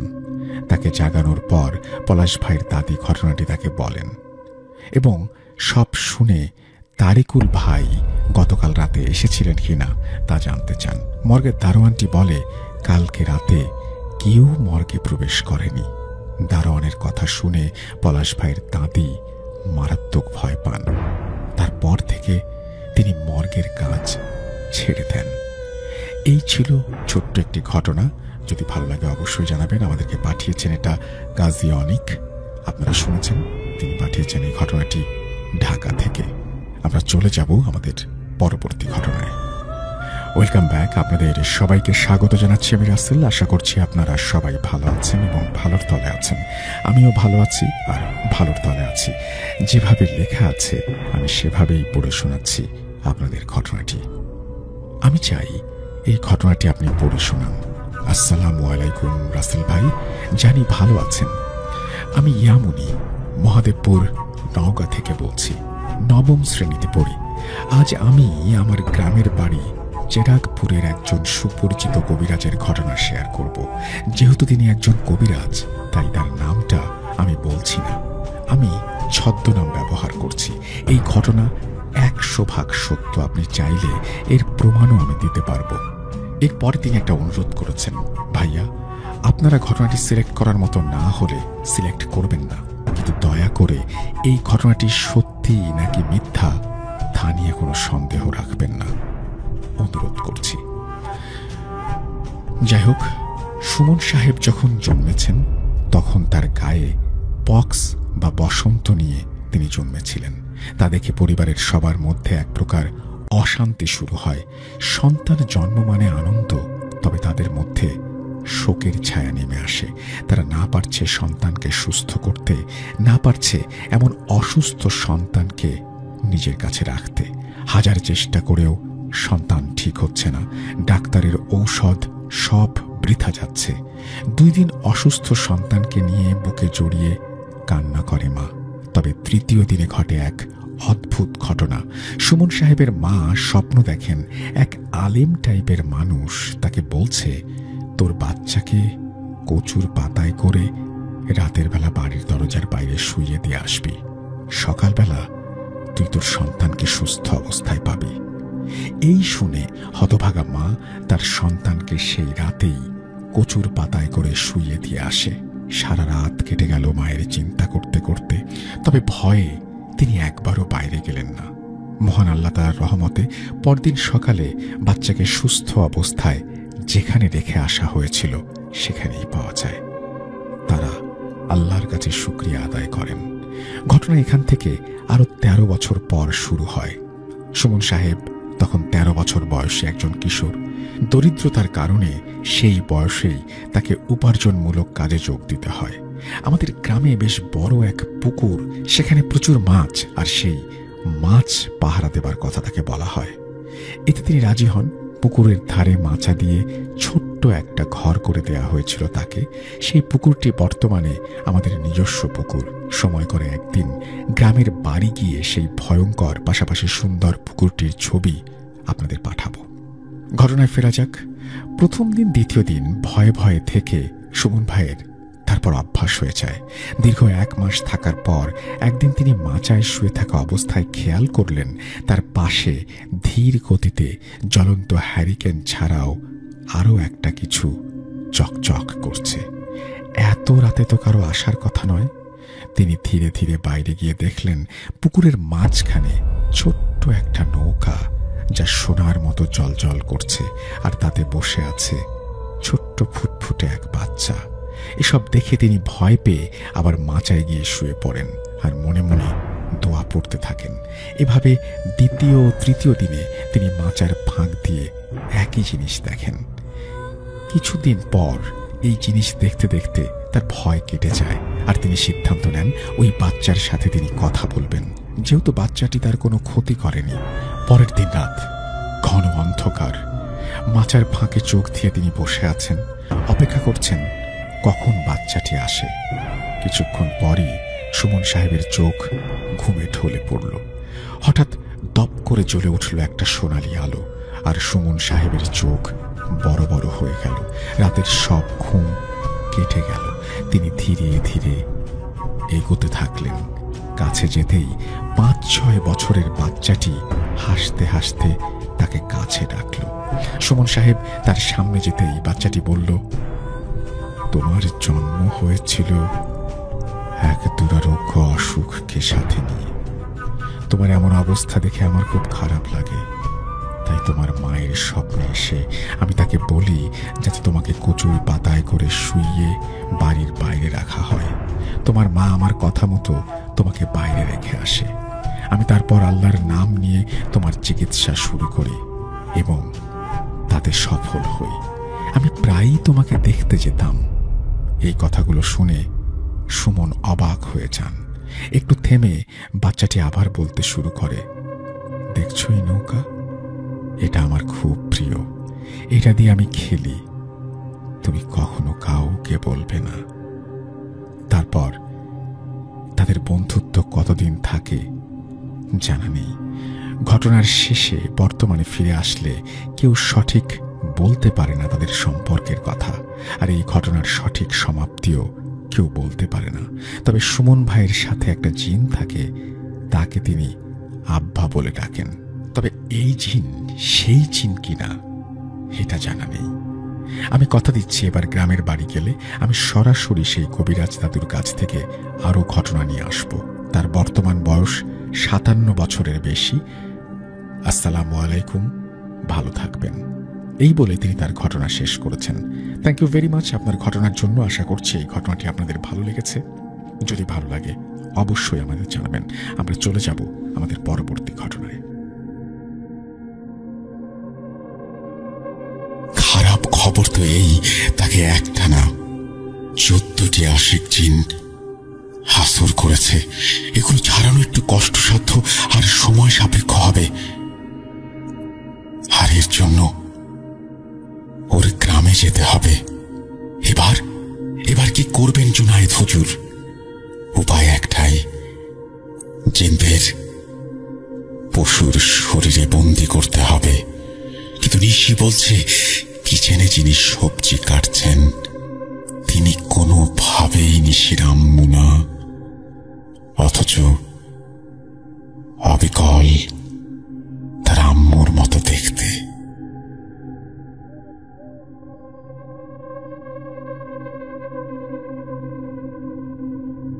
Voot.com with Russell. Welcome back. আপনাদের সবাইকে স্বাগত জানাচ্ছি আমি রাসেল। আশা করছি আপনারা সবাই ভালো আছেন এবং ভালোর তরে আছেন। আমিও ভালো আছি আর ভালোর তলে আছি। আমরা আরো একটা এপিসোড নিয়ে হাজির হয়ে গেলাম আপনাদের সামনে।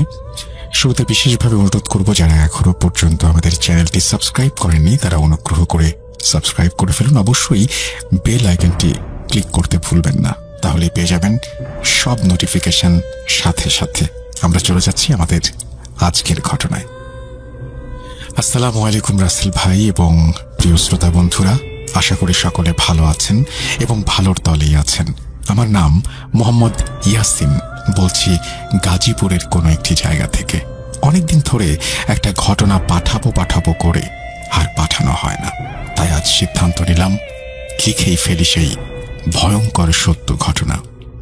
শরীরে 101 ডিগ্রি জ্বর নিয়ে রাত 2টার সময় লিখছি অনেক কষ্ট করে, তাই আশা করব পড়ে শোনাবেন।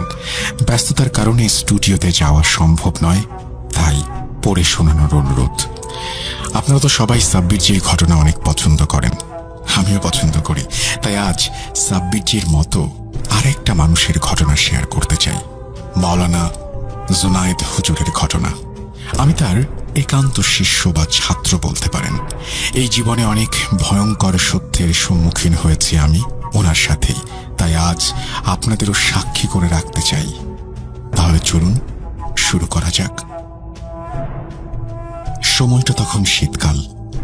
শীতের সকালে ঘন কুয়াশার মাঝে মাওলানা জুনায়েদ তার ঘরে জায়নামাজ বিছিয়ে হাতে তসবিহ নিয়ে আল্লাহর জিকির করছেন। পাশে আধো নিভু নিভু একটি মোমবাতি। বোঝা যাচ্ছে সারা রাত আল্লাহর ইবাদত করেছেন। বলে রাখা ভালো, মাওলানা জুনায়েদ হুজুরের সাথে 7টি আলেম জিন থাকে। আমি আস্তে আস্তে মাওলানা জুনায়েদ হুজুরের রুমে প্রবেশ করলাম এবং তার সামনে বসলাম। বসার সাথে সাথেই তিনি চোখ খুলে আমার দিকে তাকালেন এবং বললেন, বুঝলে ইয়াসিন, আমার এই জীবনে অনেক রুকাইয়া করেছি, অনেক মানুষ ভালো হয়ে গিয়েছে, কিন্তু একটা রুকাইয়া করেছি যা আমি জীবনেও ভুলতে পারবো না। আমি বললাম, হুজুর কি সে ঘটনা, আমি শুনতে চাই। হুজুর বললেন, ঠিক আছে শোনো তবে। এই বলে মাওলানা জুনায়েদ হুজুর তার ঘটনা বলতে শুরু করলেন।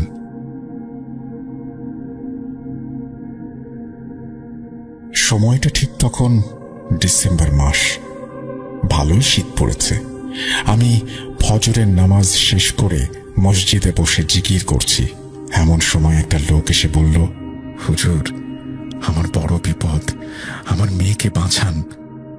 হুজুর সাহায্য করুন, দয়া করে সাহায্য করুন। আমি বললাম, আপনি আগে শান্ত হয়ে বসুন এবং আস্তে আস্তে বলুন কি হয়েছে। লোকটি বলল, হুজুর আমার মেয়ের বয়স 15 বছর। কিছুদিন আগে আমরা গ্রামের বাড়ি যাই আমার ভাইয়ের বিয়েতে। আমার বাড়ি জয়পুরহাটে 5 বিবিতে। সবকিছু ঠিকঠাক চলছিল, কিন্তু হঠাৎ বিয়ের দিন আমার মেয়েকে খুঁজে পাচ্ছিলাম না। তন্ন তন্ন করে খোঁজার পরে গ্রামের শেষ দিকে পুকুরের মধ্যে তাকে পড়ে থাকতে দেখি। ধরাধরি করে তাকে বাড়িতে নিয়ে আসি।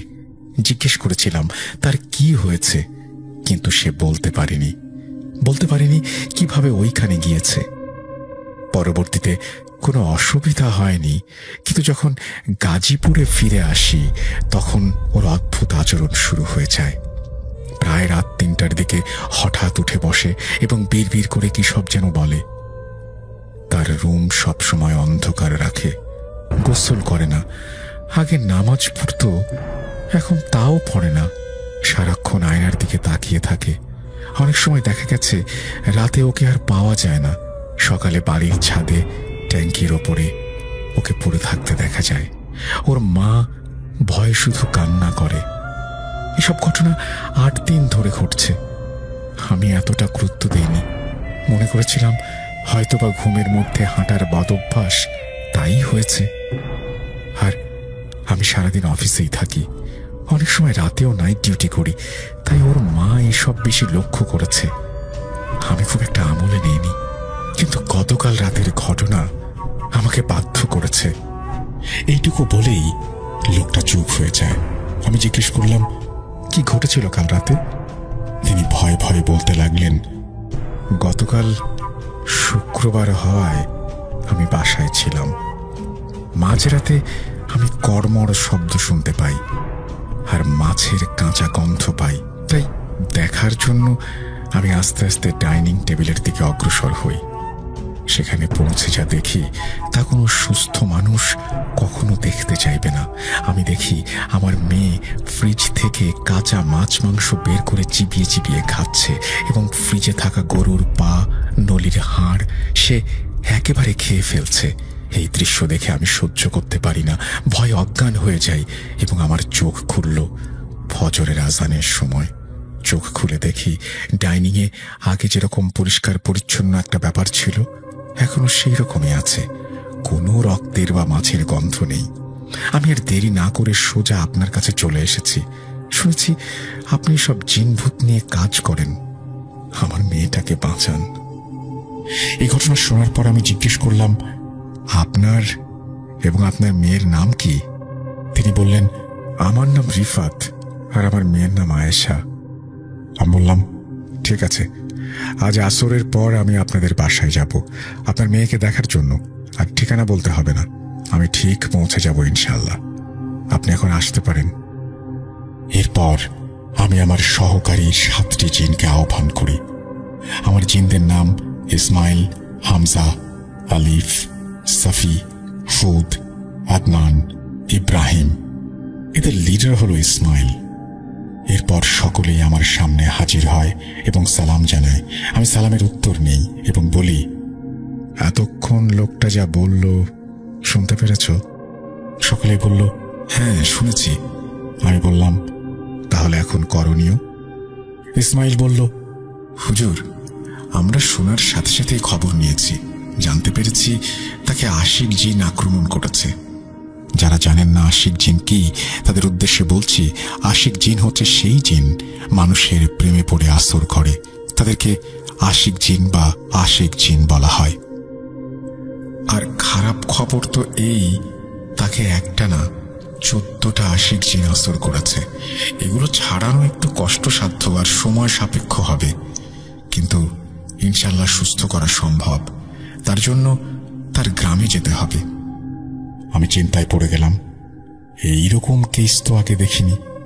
এরপর আসরের নামাজের পর আমি আমার জিনদের মাধ্যমে রিফাত সাহেবের বাড়িতে পৌঁছাই। বাড়ির গেট দিয়ে ঢোকার সময় আন্দাজ করতে পারি আশেপাশে আরো অনেক ছায়া আছে।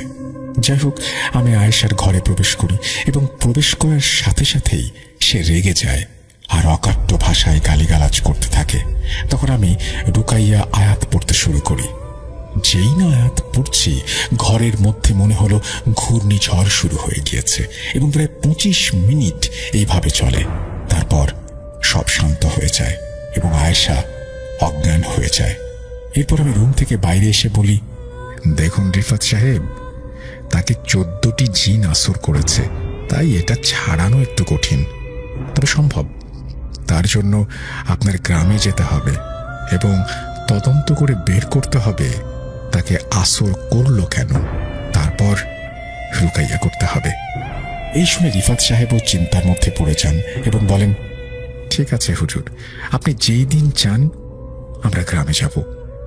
আমি বললাম, ঠিক আছে, তাহলে আগামী পরশু আপনি ট্রেনের টিকিট কেটে ফেলুন আর আপনার স্ত্রীকেও নিয়ে যাবেন। যেই কয়দিন সময় লাগে ওইখানেই থাকতে হবে, তাই আপনি সেইভাবে ব্যবস্থা করে ফেলুন। এই বলে আমি বাড়ি ফিরে আসি।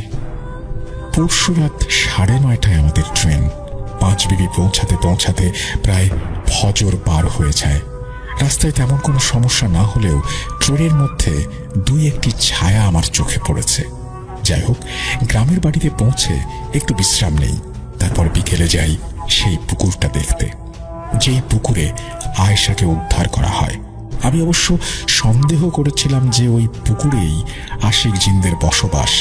যেই না পুকুরে পৌঁছেছি, সেই চোখে পড়ল একটি বট ও তেঁতুল গাছ। আমি গাছগুলো মনোযোগ দিয়ে দেখছিলাম।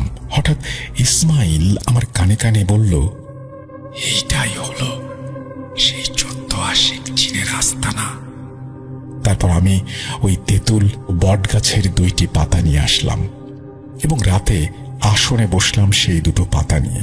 পাতার মধ্যে বিশেষ কিছু আয়াত পড়ে ফোঁ দিতেই চোখের সামনে ভেসে উঠল আয়েশার সাথে ঘটে যাওয়া সেই ঘটনা।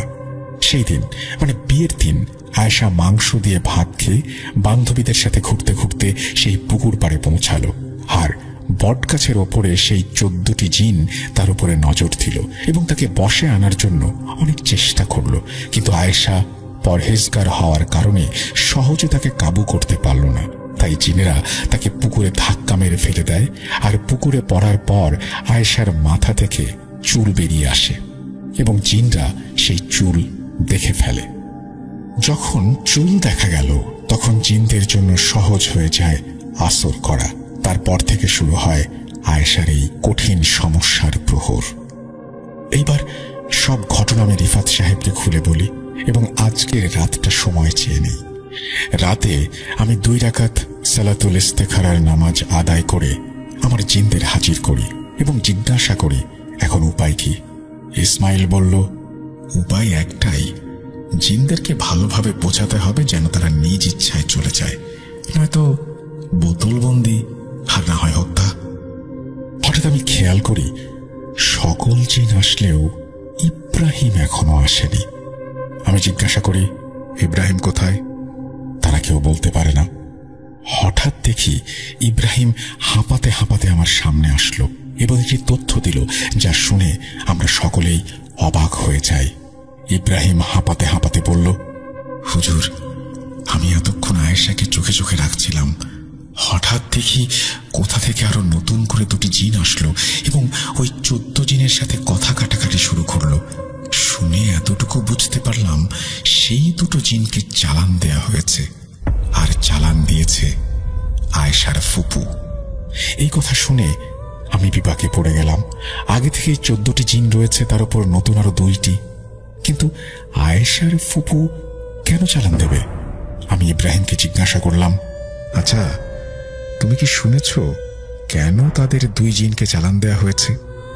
ইব্রাহিম বলল, যতটুকু বুঝেছি আয়েশার ফুপু তার ছেলের সাথে বিয়ের প্রস্তাব দিয়েছে, কিন্তু রিফাত সাহেব মনে হয় তা ফিরিয়ে দিয়েছেন, তাই রাগের বশবর্তী হয়ে কুফরির মাধ্যমে জিন চালান দিয়ে দিয়েছেন। এই বলে ইব্রাহিম থামল। আমি ভাবছি এইবার কি করা যায়। তারপর হামজা আমাকে বলল, আচ্ছা যদি আমরা 14 জিনকে 14টি মোরগের মাধ্যমে এবং 2 জিনকে 2টি ছাগলের মাধ্যমে বন্দী করে তারপরে জবাই করে দিই, তাহলে মনে হয় এই সমস্যা থেকে আমরা মুক্তি পাব।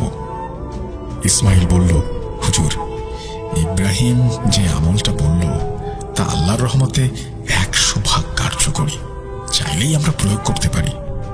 আমি মাথা নেড়ে সম্মতি প্রদান করলাম। হঠাৎ হুদ বলে উঠল, ঠিক আছে, আমরা না হয় এই আমল করলাম, কিন্তু সমস্যা একটা, 14টি মোরগ 2টি ছাগল একসাথে এক সময়ে একবারে জবাই করতে হবে। যদি এদিক সেদিক হয় তাহলে সব কাজ বৃথা হয়ে যাবে। হুদের এই কথা শোনার পর আমি সিদ্ধান্ত নিলাম যে এই আমলটি করব। সকলে যেন প্রস্তুত হয়ে যায়। আলোচনা শেষ করে আমি একটু ঘুমানোর জন্য বিছানায় যাই, কিন্তু 1-2 ঘন্টা পর শুনি রিফাত সাহেব আমাকে ডাকছেন। আমি ঘড়ির দিকে নজর দিতেই দেখি 3:33 বাজে। আমি তাড়াতাড়ি দরজা খুলে দেখি রিফাত সাহেবের শরীরে রক্তের দাগ। আমি জিজ্ঞেস করি, কি হয়েছে? রিফাত সাহেব বললেন, ঘুমিয়েছিলাম, হঠাৎ আমার বাবার গরুটা চেঁচাতে শুরু করে। আমি বাইরে গিয়ে দেখি আয়েশা গরুর গলায় কামড় দিয়েছে, আঁচড় দিচ্ছে, যা বুঝলাম গরুটাকে হত্যার চেষ্টা। আমি আটকানোর চেষ্টা করেছি, কিন্তু কোনো কাজ হয়নি। হুজুর, তাড়াতাড়ি চলুন। আমি গোয়ালে এসে দেখি আয়েশা গরুর গলাটাকে শরীর থেকে আলাদা করে ফেলেছে এবং মনের সুখে কাঁচা মাংস চিবিয়ে চিবিয়ে খাচ্ছে। আমি তার উপর জমজমের পানি ছিটিয়ে দেই এবং রশির মাধ্যমে তাকে গাছের সাথে বেঁধে দেই। তার মুখ থেকে এখনো তাজা রক্ত বেয়ে পড়ছে। তারপর আমি বলি গরুটাকে কবরস্থানের পাশে মাটি চাপা দিয়ে দিতে, নয়তো আবার হামলা হতে পারে। কিন্তু একটা কথা আমার মাথায় বারবার ঘুরপাক খাচ্ছিল যে আস্ত একটা গরুকে হত্যা করে মাংস খাওয়া এটা কোনো মেয়ের পক্ষে সম্ভব কিভাবে। যাই হোক, এসব করতে করতে ফজরের আজান দিয়ে দেয়। আমি উঁচু করে নামাজ পড়ে এসে রিফাত সাহেবকে জিজ্ঞেস করি, আচ্ছা রিফাত সাহেব, আপনার বোন মানে আয়েশার ফুপু, সে কি তার ছেলের সাথে আপনার মেয়ের বিয়ের প্রস্তাব দিয়েছিল? আপনি ফিরিয়ে দিয়েছেন সেই প্রস্তাব? রিফাত সাহেব অবাক কণ্ঠে বললেন, হ্যাঁ, কিন্তু আপনি জানলেন কিভাবে? কেন ফিরিয়ে দিয়েছিলেন? কারণ ছেলেটা ভালো নয়, নেশা করে, এবং সেই নেশা থেকে শুরু করে হত্যা সবকিছু। ওর মা মানে আমার বোন বিয়ের প্রস্তাব দেয়, কিন্তু ছেলে ভালো না হওয়ার কারণে আমি সেই প্রস্তাব গ্রহণ করিনি। অবশ্য তখন আমাকে বারবার আমার বোন বলেছিল, তোর মেয়েকে আমি দেখে নেব, এতটুকু বলে সে চলে যায়। আর এই ঘটনা ঘটেছে তাও প্রায় আজ থেকে 2 মাস আগে। আর এই বিয়ের প্রস্তাব ফিরিয়ে দেওয়ার কারণে তিনি রাগের বশবর্তী হয়ে কুফরি করে আপনার মেয়ের উপরে জিন চালান দিয়েছেন। এই কথা শুনে রিফাত সাহেবের মাথায় যেন আকাশ ভেঙে পড়েছে। তারপর আমি বললাম, আচ্ছা আপনি চিন্তা করবেন না, ইনশাল্লাহ সুস্থ হয়ে যাবে। আজ তো বুধবার, আগামী শুক্রবার এশার নামাজের পর আমি আমলে বসবো আপনার মেয়েকে নিয়ে। তাই আমার কয়েকটা জিনিস চাই। আপনাকে আগামীকালের মধ্যে সব জোগাড় করতে হবে। আপনার যা যা লাগবে বলুন, আমি আগামীকালের মধ্যে জোগাড় করে ফেলবো। ঠিক আছে, আপনি 14টা দেশি তাজা মোরগ, 2টি সম্পূর্ণ কালো রঙের ছাগল, 10 প্যাকেট আগরবাতি, 10 কেজি মিষ্টি জোগাড় করুন। আর অবশ্যই কেনার সময় কোনো দামাদামি করবেন না, সবকিছু এক দামে ক্রয় করতে হবে। আর হ্যাঁ, কবরস্থানের ঠিক মধ্যে একটা বড় করে 5 হাত সমান কবর আগে থেকে খুঁড়ে রাখবেন। আর 16 জন মানুষ লাগবে প্রাণীগুলো জবাই করতে, এবং পুকুরের পাড়ে থাকা বট গাছ ও তেঁতুল গাছ এ দুটো কেটে ফেলতে হবে। ঠিক আছে, সব জোগাড় হয়ে যাবে। আর হ্যাঁ, এই 2 দিন আপনার মেয়ে বাঁধা অবস্থায় থাকবে, এইভাবেই তাকে খাওয়াতে হবে। আর এইভাবে 2 দিন কেটে যায়। যদিও আয়েশা বাঁধা অবস্থায় ছিল, কিন্তু তার আশেপাশে অনেক রকমের ছায়া, সাপ ও কালো কুঁচকুঁচে বেড়াল দেখা গিয়েছে। তারপর চলে আসলো সেই সময় যখন তদবির করা হবে। আমি সবাইকে প্রথমে আমলের নিয়ম বলে দেই। নিয়মটি হচ্ছে, প্রথমে সকলেই অজু অবস্থায় থাকবে। এরপর আমি মাটির মধ্যে 14টি মোরগ ও 2টি ছাগলের জন্য ও আমার এবং আয়েশার জন্য মোট 18টি বৃত্ত আঁকব। 14টি মোরগ এবং 2টি ছাগল আপনারা ওই বৃত্তের মধ্যে জবাই করবেন। সাবধান, মাথা থেকে যেন শরীর আলাদা না হয়। বিসমিল্লাহ বলে জবাই করবেন। আর সেই মিষ্টিগুলো যেগুলো আনা হয়েছে তার মধ্যে 16টি মিষ্টি 16টি বৃত্তের মধ্যে ছিটিয়ে দেবেন, এবং বাকিগুলো বাড়ির আশেপাশে ছিটিয়ে দেবেন। আর আগরবাতিগুলো আমার এবং আয়েশার আশেপাশে ধরিয়ে দেবেন। আমি বলার সাথে সাথে একসাথে সব প্রাণীগুলো জবাই করে দেবেন। এই দিক দিয়ে আমার 7 জন জিন প্রস্তুত। তারা আরো 100 পবিত্র জিন নিয়ে এসেছিল, যাতে কোনো প্রকার ঝামেলা না হয়। এবার আমি আমল শুরু করলাম। প্রথমে আয়েশাকে বৃত্তের মাঝে বসানো হলো। তারপর আমি রুকাইয়ার আয়াত পড়ে ফু দেওয়ার সাথে সাথে সে চিৎকার করে উঠল। আয়েশা বসা অবস্থায় মাটি থেকে 2-3 হাত ওপরে মানে হাওয়ায় ভাসতে শুরু করলো, এবং বাড়ির আশেপাশের সব গাছপালা নড়তে শুরু করলো। বাড়ির আশেপাশে অনেকগুলো আগুন দেখা গেল। এই সব দেখে আমি একটু ঘাবড়েই গিয়েছিলাম, কিন্তু ইসমাইল বলল, হুজুর আপনি ভয় পাবেন না, আল্লাহ আমাদের সঙ্গে আছেন, আপনি তাড়াতাড়ি বিশেষ আয়াতগুলো পাঠ করুন। তারপর আমি এক মনে আয়াত পড়তে শুরু করলাম। ওইদিকে প্রাণীগুলোকে বৃত্তের মধ্যে প্রবেশ করানো হলো। এরপর আমি বললাম, মিষ্টি ছড়িয়ে দিন। তারপর আয়েশার সাথে থাকা জিনগুলো মিষ্টির লোভে সেই বৃত্তের মধ্যে প্রবেশ করলো, এবং আমি তাদের সেই বৃত্তের মধ্যে আটক করে ফেললাম, এবং আমার পবিত্র জিনদের মাধ্যমে তাদের সেই প্রাণীগুলোর মধ্যে প্রবেশ করাতে বাধ্য করে ফেললাম। ফলে তারা প্রবেশ করে, এবং আমি বলি, বিসমিল্লাহ বলে জবাই করুন, এবং সবাই একসাথে জবাই হয়ে যায়। আর প্রাণীগুলোর গলা থেকে কালো রক্ত গড়িয়ে পড়তে থাকে, এবং আয়েশা অজ্ঞান হয়ে যায়। পরবর্তীতে সেই প্রাণীগুলোকে কবরস্থানে কবর দেয়া হয়, আর সেই বট ও তেঁতুল গাছ কেটে ফেলতে হয়। আশ্চর্য বিষয় হলো এই, যখন গাছগুলো কাটা হচ্ছিল তখন গাছগুলো থেকেও কালো রঙের রক্ত বেয়ে বেয়ে পড়ছিল। কিন্তু আল্লাহর অশেষ রহমতে সবকিছু এরপর একদম স্বাভাবিক হয়ে যায়। এই আমলের পর আমি নিজেও একটু অসুস্থ হয়ে যাই, কিন্তু আলহামদুলিল্লাহ আয়েশা সম্পূর্ণ সুস্থ হয়ে যায়। তাকে আরো 41 দিনের আমল দেয়া হয়েছে। জয়পুর হাট থেকে এরপরই আমরা সকলে গাজীপুরে ফিরে আসি। এই বলে মৌলানা জুনায়েদ থামলেন এবং দীর্ঘশ্বাস নিলেন।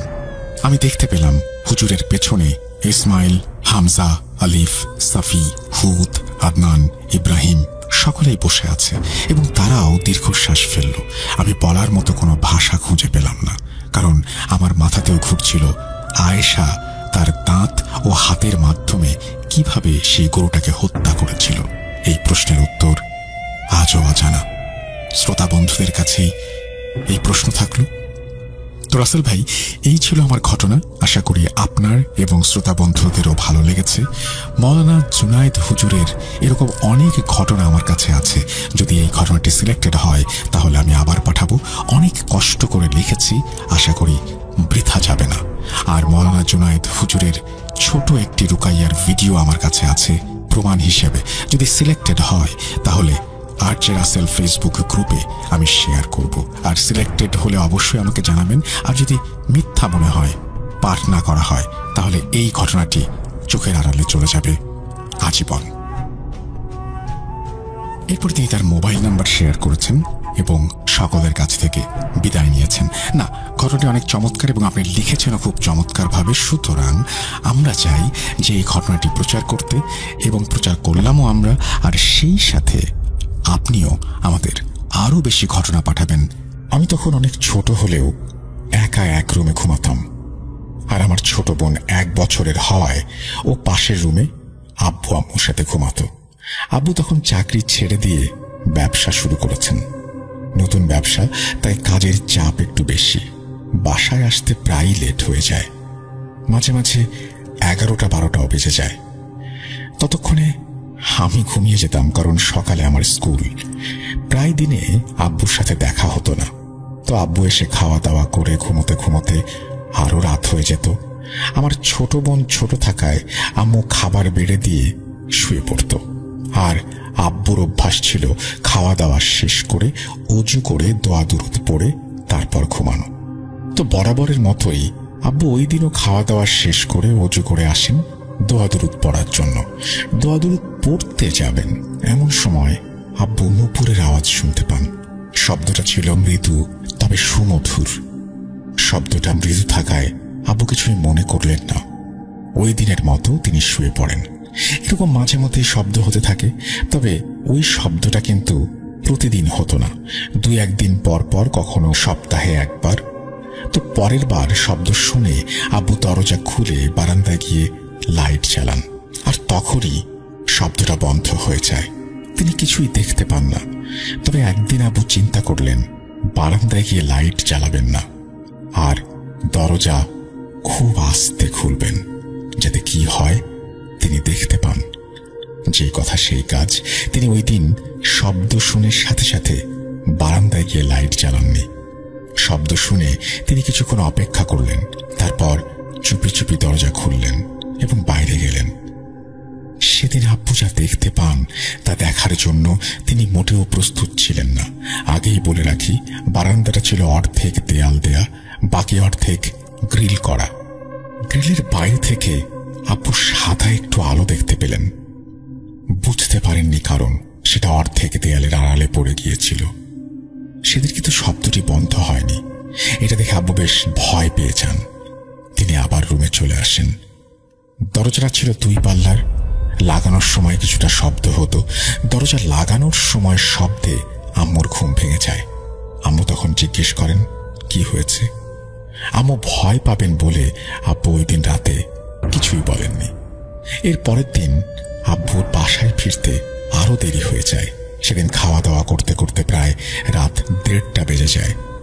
তো যথারীতি আব্বু অজু করে আসেন দোয়া দুরুদ পড়ার জন্য। দোয়া দুরুদ পড়তে যাবেন, এমন সময় তিনি শব্দটি আবারও শুনতে পান। তিনি কিছুটা ভয় পেয়ে যান। তখন আমার বোনের ঘুম ভেঙে যায় এবং আম্মু জেগে যায়। আম্মু তখন শুনতে পায় এরকম একটা মৃদু শব্দ হচ্ছে, যেন নুপুরের আওয়াজ।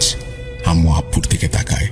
আব্বু ওই দিন কিভাবে জানি না 2 পাল্লার দরজা লাগানোর সময় যে একটা লাঠির মতো বা কাঠ জাতীয় জিনিস থাকে সেটা খুলে নিয়ে বারান্দায় যান এবং লাইট জ্বালান। তবে লাইট জ্বালার পর শব্দটা বন্ধ হয়ে যায়। তিনি আবার রুমে চলে আসেন। আজ আর শব্দটা একেবারে বন্ধ হয়ে যায় না। আব্বু রুমে ঢোকার পরেই আবারও হতে থাকে।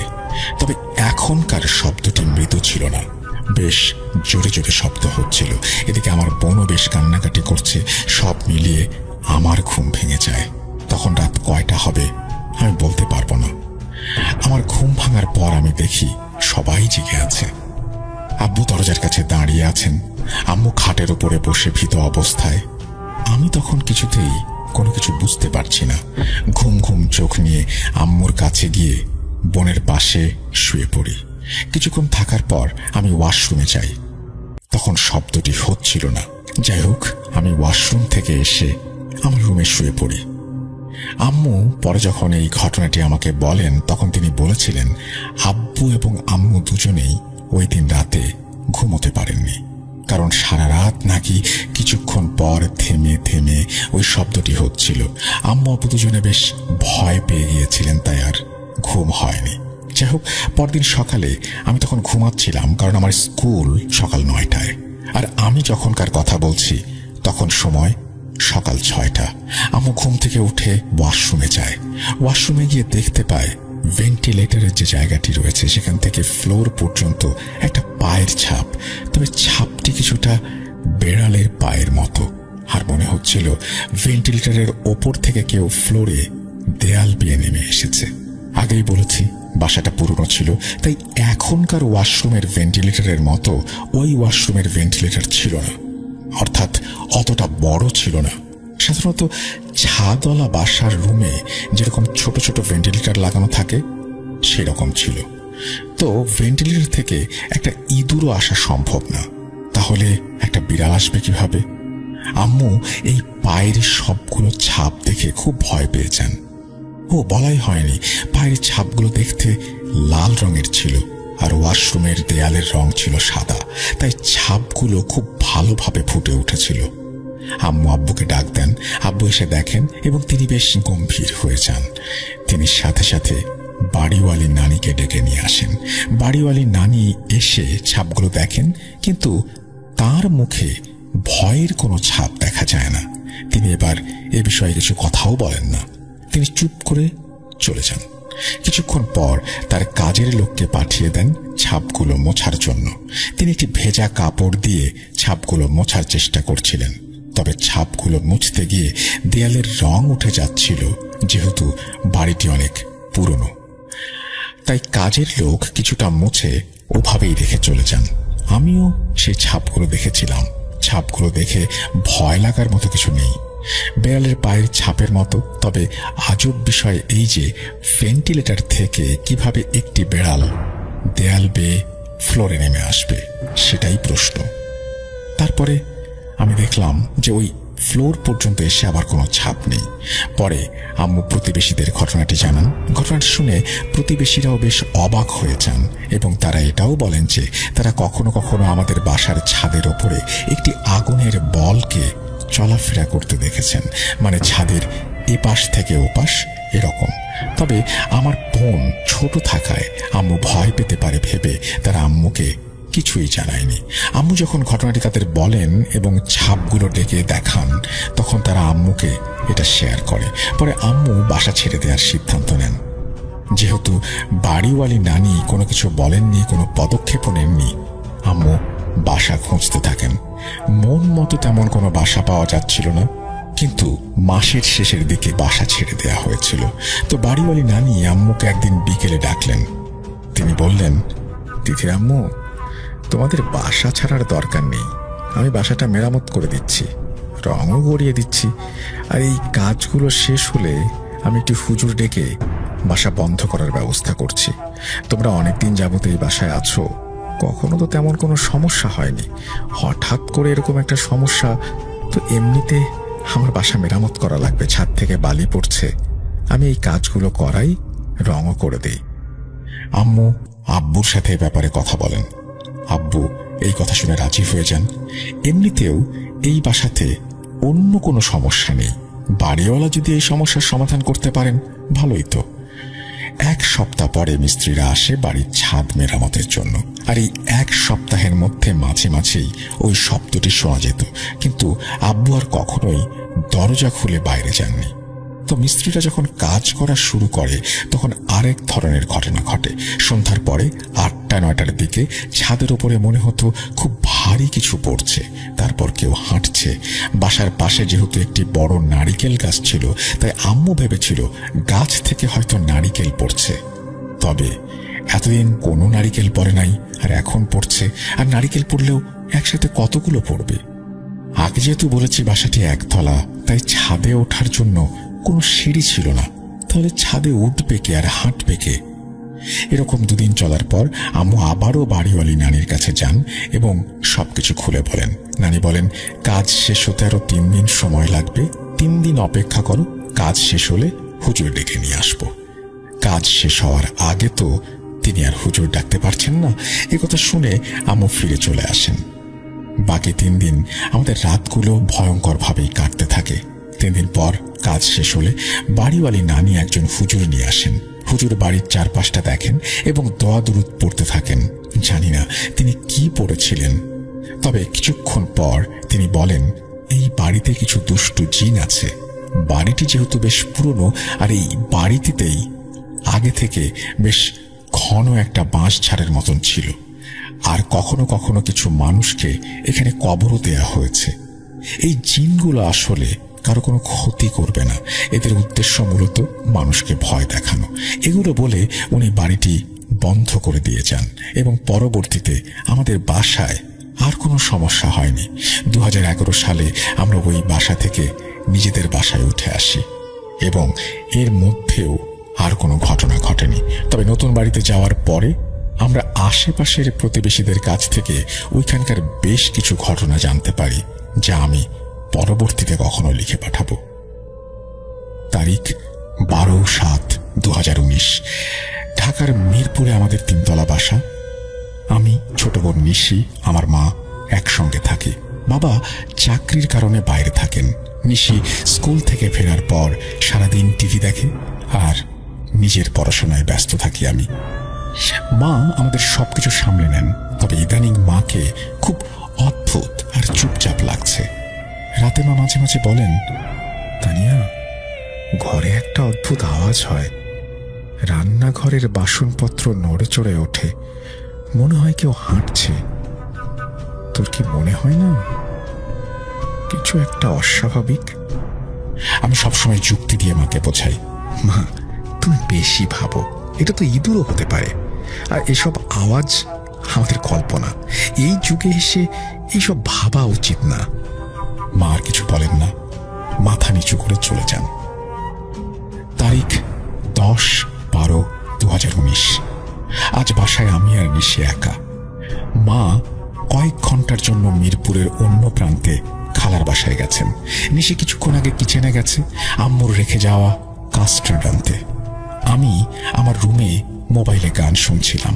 হঠাৎ নিশি দৌড়ে এসে আমাকে জড়িয়ে ধরে হাঁপাতে শুরু করলো। ওর কপালে ঘাম, চোখে আতঙ্ক। আমি অবাক হয়ে জিজ্ঞেস করলাম, কি হলো, এভাবে দৌড়ে এলি কেন?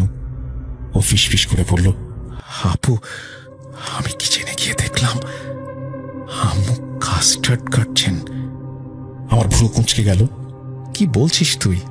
আম্মু তো খালার বাসায়, তো ঘন্টাখানেক আগে বেরিয়ে গেছেন উনি। দরজা নিজে বন্ধ করেছি আমি। নিশি গলার স্বর কাঁপিয়ে বলল, আমি ঠিক দেখেছি, আম্মু শাড়ি পরে কিচেনে দাঁড়িয়েছিলেন। আমাকে দেখে কিছু বললেন না, শুধু একভাবে তাকিয়ে থাকলেন। পিঠে ঠান্ডা স্রোত বয়ে গেল, কিন্তু নিজের ভয় লুকিয়ে বললাম, তুই হয়তো ভুল দেখেছিস, আম্মু আসার প্রশ্নই ওঠে না। ঠিক তখনই রান্নাঘর থেকে একরকম ঝনঝন শব্দ ভেসে এলো। মনে হলো কিছু একটা পড়ে গেল। নিশি ভয়ে কেঁদে উঠল। আমি সাহস সঞ্চয় করে বললাম, চল দেখি রান্নাঘরে কি হচ্ছে, আর তুই যদি মিথ্যা বলিস তবে কিন্তু মার খাবি। আমরা দুজনে আস্তে আস্তে রান্নাঘরের দিকে এগোলাম।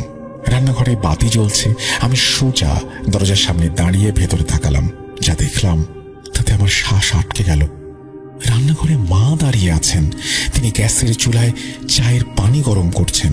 মা আমাদের দিকে তাকিয়ে মিষ্টি হেসে বললেন, তানিয়া, চা খাবি? আমার পা জমে গেল। নিশি আমার হাত শক্ত করে ধরে রেখেছে। আমি কোনো মতে বললাম, না মা, লাগবে না। আমি নিশিকে নিয়ে সোজা রুমে চলে এলাম। দরজা বন্ধ করে দিলাম। নিশি এত ভয়ে কাঁপছিল যে কিছু বলার অবস্থায় ছিল না। আমি ফোন তুলে মাকে কল দিলাম। 3 বার রিং হওয়ার পরে মা ফোন ধরলেন। তুমি কোথায় মা? আমি জিজ্ঞেস করতেই কেঁপে কেঁপে উঠলাম। মা ধীর গলায় বললেন, আমি তো খালার বাসায় যাচ্ছি, রাস্তায় আছি। কেন? আমার হাত থেকে ফোনটা প্রায় পড়ে যাচ্ছিল। কিন্তু আমরা তো এই মাত্র রান্নাঘরে দেখলাম তুমি চা বানাচ্ছ। ফোনের ওপাশে কিছুক্ষণ চুপ থাকার পরে মা বললেন, তানিয়া, দরজা বন্ধ করে দেওয়া পর খবরদার বাইরে যাস না, আমি এখনই আসছি। আমি নিশিকে বললাম, আয়াতের কুরসি পড়তে থাক, ভয় পাস না, মা আসছেন। আমরা দুজন কোরআনের আয়াত পড়তে লাগলাম, কিন্তু ভয় কিছুতেই কাটছিল না। নিশি কেঁদেই চলেছে। ঠিক তখন দরজায় টোকা পড়ল। তানিয়া, দরজা খুলতো, আমি মা। মায়ের গলা। কিন্তু মা তো খালার বাসায়, তাহলে এই দরজার বাইরে কে? আমি নিশিকে জড়িয়ে ধরে কাঁপতে লাগলাম। ফিসফিস করে বলল নিশি, এটা মা না। আমি ভেতরে ভেতরে জানি নিশি যা বলছে তাই সত্যি। আমার হাত পা অবশ হয়ে আসছিল। আমি আবার মাকে ফোন দিলাম, কিন্তু ফোন কেটে গেল। বারবার চেষ্টা করেও সেই একই অদ্ভুত বার্তা আমি শুনতে পেলাম, আপনার কাঙ্ক্ষিত নাম্বারে এই মুহূর্তে সংযোগ প্রদান করা সম্ভব হচ্ছে না। দরজার বাইরে থেকে মায়ের গলা আবারও জোরালো হলো, তানিয়া, দরজা খোল, আমি তোকে ভয় পাওয়াচ্ছি না, দরজা খোল। আমি নিশিকে ইশারায় বোঝালাম চুপ থাকতে, কিন্তু নিশি এত ভয়ে ভেঙে পড়েছিল যে ওর কাঁপুনি থামছিলই না। দরজায় আঘাত বাড়তে লাগলো। আমরা প্রায় ঘন্টা খানেক বন্ধ দরজার পেছনে আতঙ্কে কাটালাম। একসময় পুরো বাসাটা একদম নিস্তব্ধ হয়ে গেল। কোনো সারা শব্দ নেই। আমি জানালার ফাঁক দিয়ে নিচে তাকালাম। তখন রাত 10টা। হঠাৎ দেখি মা গেট দিয়ে ভেতরে ঢুকছেন, ওনার হাতে ব্যাগ। আমি চিৎকার করে বললাম, মা। মা দ্রুত দরজার উপরে উঠে এলেন। দরজা খুলে মাকে জড়িয়ে ধরলাম। মা হতভম্ব হয়ে জিজ্ঞেস করলেন, কি হয়েছে তোদের? তোরা তো ভয়ে কাঁপছিস কেন? আমি সব খুলে বললাম। মা মুখে কোনো কথা না বলে রান্নাঘরের দিকে গেলেন। আমরা 3 জন রান্নাঘরে ঢুকলাম। সেখানে কেউ নেই, শুধু গ্যাসের চুলায় অল্প আগুন জ্বলছিল, যেন মা চা বানিয়ে রেখে গেছে। আম্মু দ্রুত পানি নিয়ে দরজার চারপাশে ছিটিয়ে দিলেন। তারপর নিচু গলায় বললেন, তানিয়া, নিশি, তোদের ভয় পাওয়ার কোনো কারণ নেই, যা আছে সেটা চুপচাপ চলে যাবে। কিন্তু মায়ের চোখের গভীরে আমি যে আতঙ্ক দেখেছিলাম তা কোনোভাবেই চুপচাপ চলে যাওয়ার মতো কিছু না। তারিখ 15/12/2019। এরপর থেকে রাতে রান্নাঘরে যাই না, নিশিও না।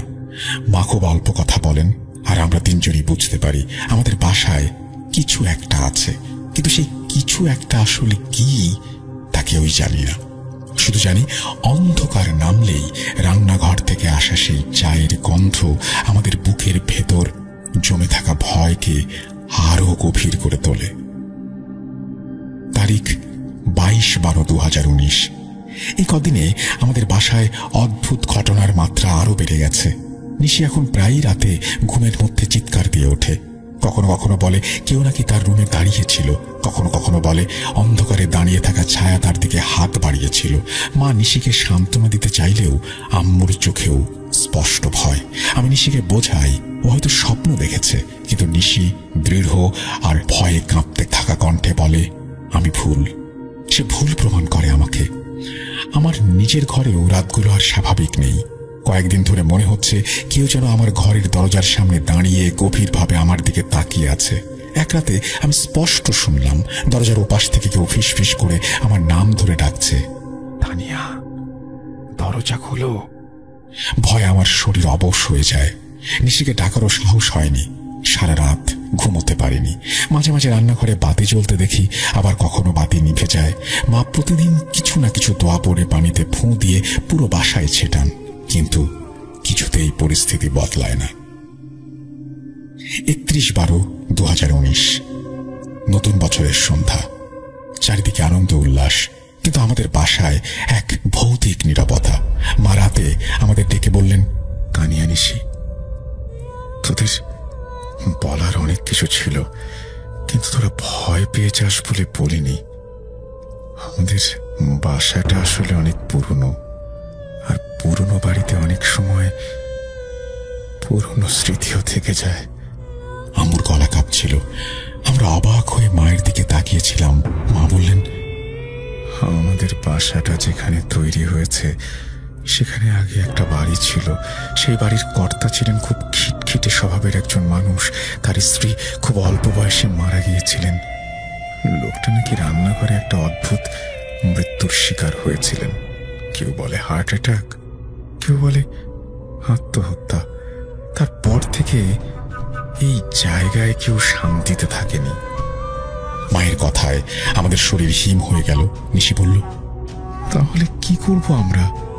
মা বললেন, একটা উপায় আছে, দোয়া পড়ে যেতে হবে।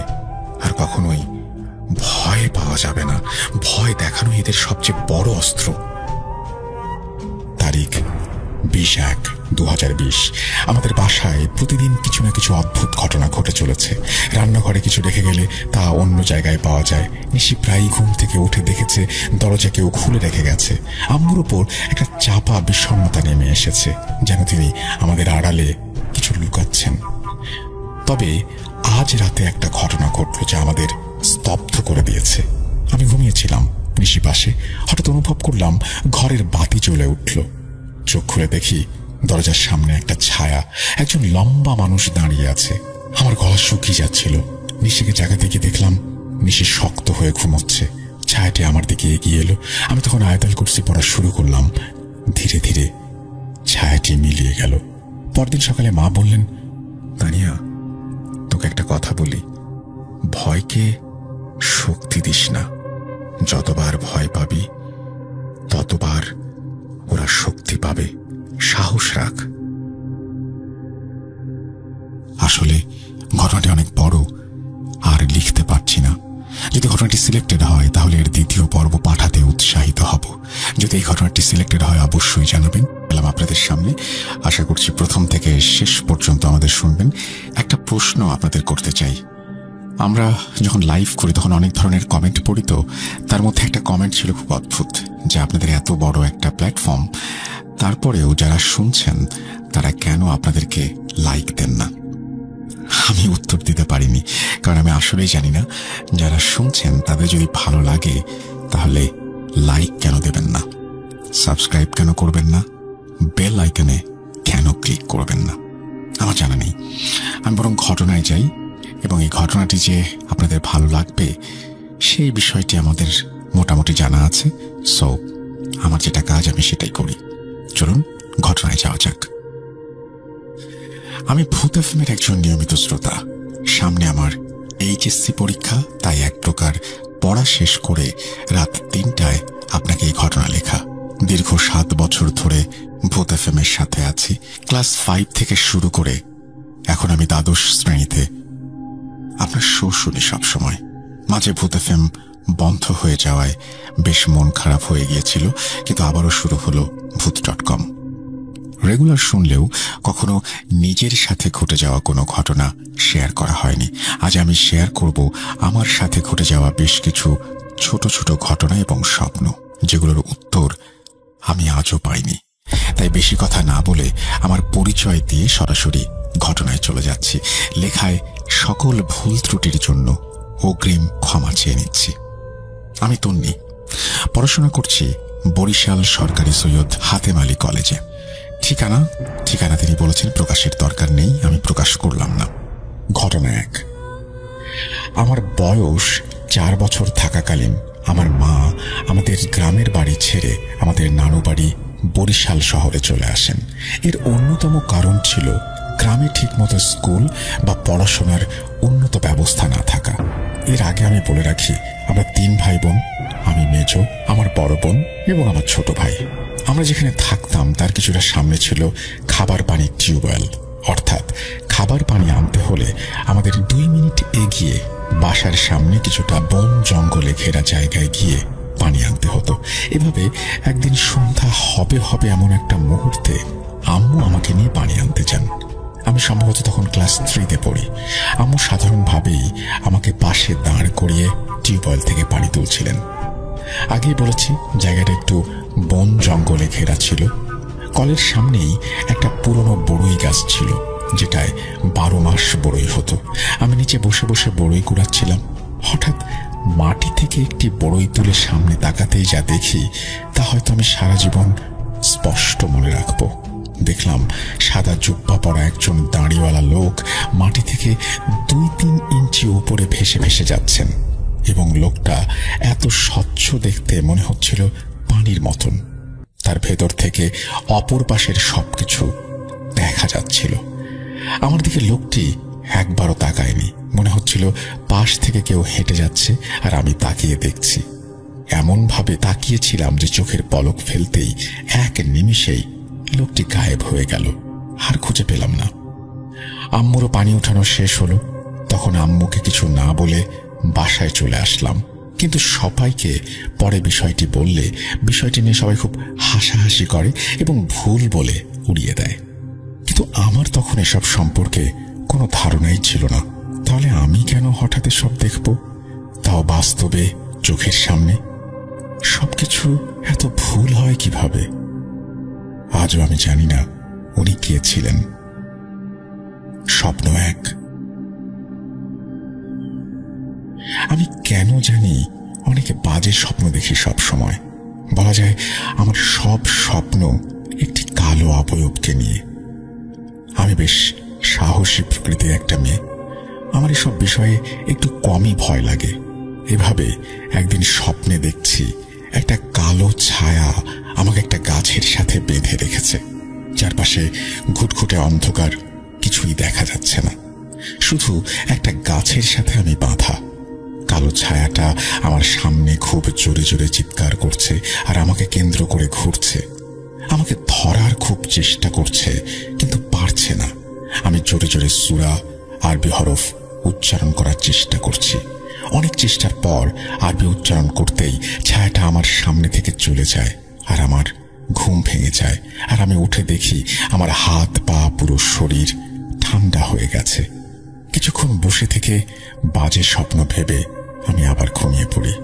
সব স্বপ্নেই আমি স্পষ্টভাবে বুঝতে পারি সে আমাকে ধরতে বা ক্ষতি করতে চায়, কিন্তু কোনো একটা বাধার জন্য সে আমাকে কখনো স্পর্শ করতে পারে না। ঘটনা 2। অনেক দিন একই স্বপ্ন দেখতে দেখতে আমি তেমন আর বিষয়গুলোকে পাত্তা দেই না। বাসায় বললেও সবাই মনের ভুল ভেবে উড়িয়ে দেয়। বাসায় আর বলা হয় না, আমি একাই ঘুমাই। এভাবে একদিন রাত সম্ভবত 1টা, আমি শুয়ে আছি আর আমার ফোন ঘাঁটছি।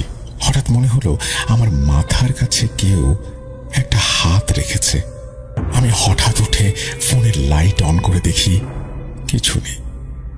কিছুক্ষণ পর মনে হলো মশারি ধরে কেউ টান দিচ্ছে, কিন্তু এবারও কিছু পেলাম না। তখন আমি ফোন রেখে তাড়াতাড়ি ঘুমিয়ে পড়ি এবং সেদিন রাতে আর তেমন কিছু হয় না আমার সাথে। এভাবে বেশ কিছুদিন চলার পর আম্মুকে এবার বেশ কড়া গলায় বললাম হুজুরের কাছে যাব। আম্মু ব্যাপারটা এবার গুরুত্ব সহকারে নিলেন আর পরদিন বেশ ভোরে এক হুজুরের কাছে নিয়ে গেলেন। হুজুরকে আমি তেমন কিছুই বলিনি, আম্মুও বলেননি, শুধু বলেন একটা শরীর বন্ধ করার তাবিজ দিতে। হুজুরও একটি তাবিজ দেন, তবে তাবিজের ওপর যে শক্ত আবরণটা থাকে সেটা ছাড়া, অর্থাৎ শুধু কাগজের তাবিজটা দিয়ে বলেন, দেখো মা, আমার কাছে তো মাদুলি শেষ হয়ে গেছে, তুমি একটা মাদুলি কিনে তাবিজটা লাগিয়ে নিও। আমাদের আঞ্চলিক ভাষায় তাবিজের শক্ত আবরণকে মাদুলি বলে। আমি হুজুরের কাছ থেকে তাবিজ নিয়ে চলে আসি আর খুব আশ্চর্যজনকভাবে আমার এত ঘুম পাচ্ছিল সারা রাস্তা জুড়ে যে আমি বাসায় এসে তাবিজটা হাতে নিয়েই তাড়াহুড়ো করে ঘুমিয়ে পড়ি। খুব লাগলেও এটাই সত্যি। আর এর ফলস্বরূপ আমি ঘুম থেকে উঠে তাবিজটা আর খুঁজে পাই না। অনেক খোঁজাখুঁজির পর যখন ওটা পাই না, আম্মুকে আর কিছুই জানাই না, কারণ আম্মু জানার পর অনেক বকাঝকার রাগ করবেন। এটা ভেবে আমি চুপ থাকি। ঘটনা 3। আমার আম্মুর বান্ধবী রুনা আন্টি, এটি ছদ্মনাম। তার বিয়ের অনেক বছর হলেও কোনো সন্তান হচ্ছিল না। এই নিয়ে নানান ডাক্তার দেখানো সহ নানা কবিরাজ আরো অনেক কিছু দেখিয়েছেন, লাভ হয় না। এভাবে এক মহিলার খোঁজ পান যিনি এ ব্যাপারে তাদের সাহায্য করতে পারবেন। ওই মহিলার বাড়ি বরিশালের স্বরূপকাঠির কোনো একটি জায়গায়, আমি নামটা বলতে চাচ্ছি না। স্বরূপকাঠি বরিশালের অন্যতম জনপ্রিয় একটি জায়গা পেয়ারা বাগানের জন্য। আমরা সবাই মিলে ঠিক করি পেয়ারা বাগান ঘোরাঘুরির পাশাপাশি ওই মহিলার সাথেও দেখা করে আসব। যেই ভাবা সেই কাজ। আমরা সবাই দিন ঠিক করে রওনা দেই। এর আগে বলে রাখি, আমার খালামনির বাসাও স্বরূপকাঠি, আর ওই মহিলার খোঁজ আমার খালামনিই দিয়েছিলেন। এভাবে পেয়ারা বাগান ঘোরার পর খালামনির বাসায় আমরা সবাই যাই। যাওয়ার কিছুক্ষণ পর মহিলাটি আসেন। কোনো কথা ছাড়াই আমাদের সামনে বসেন। বিড়বিড় করে কিছু একটা পরে নিজের শাড়ির ঘোমটা দিয়ে মুখ ঢেকে দুলতে থাকেন, আর কিছু একটা পড়তে থাকেন ফিসফিস করে। এভাবে 2-3 মিনিট দোলার পর সামনে গিয়ে রোগীকে অর্থাৎ আন্টিকে বসতে বলেন। আন্টি বসার পর আন্টির নামে সব তথ্য উনি দিতে থাকেন, যেটা আসলেই অবাক করা ছিল। কিন্তু আন্টির কোনো সমস্যা নেই বলে ভালো ডাক্তার দেখাতে বলেন মহিলাটি। এরপর আম্মু আমাকে বসতে বলেন, আর আমিও বসে পড়ি।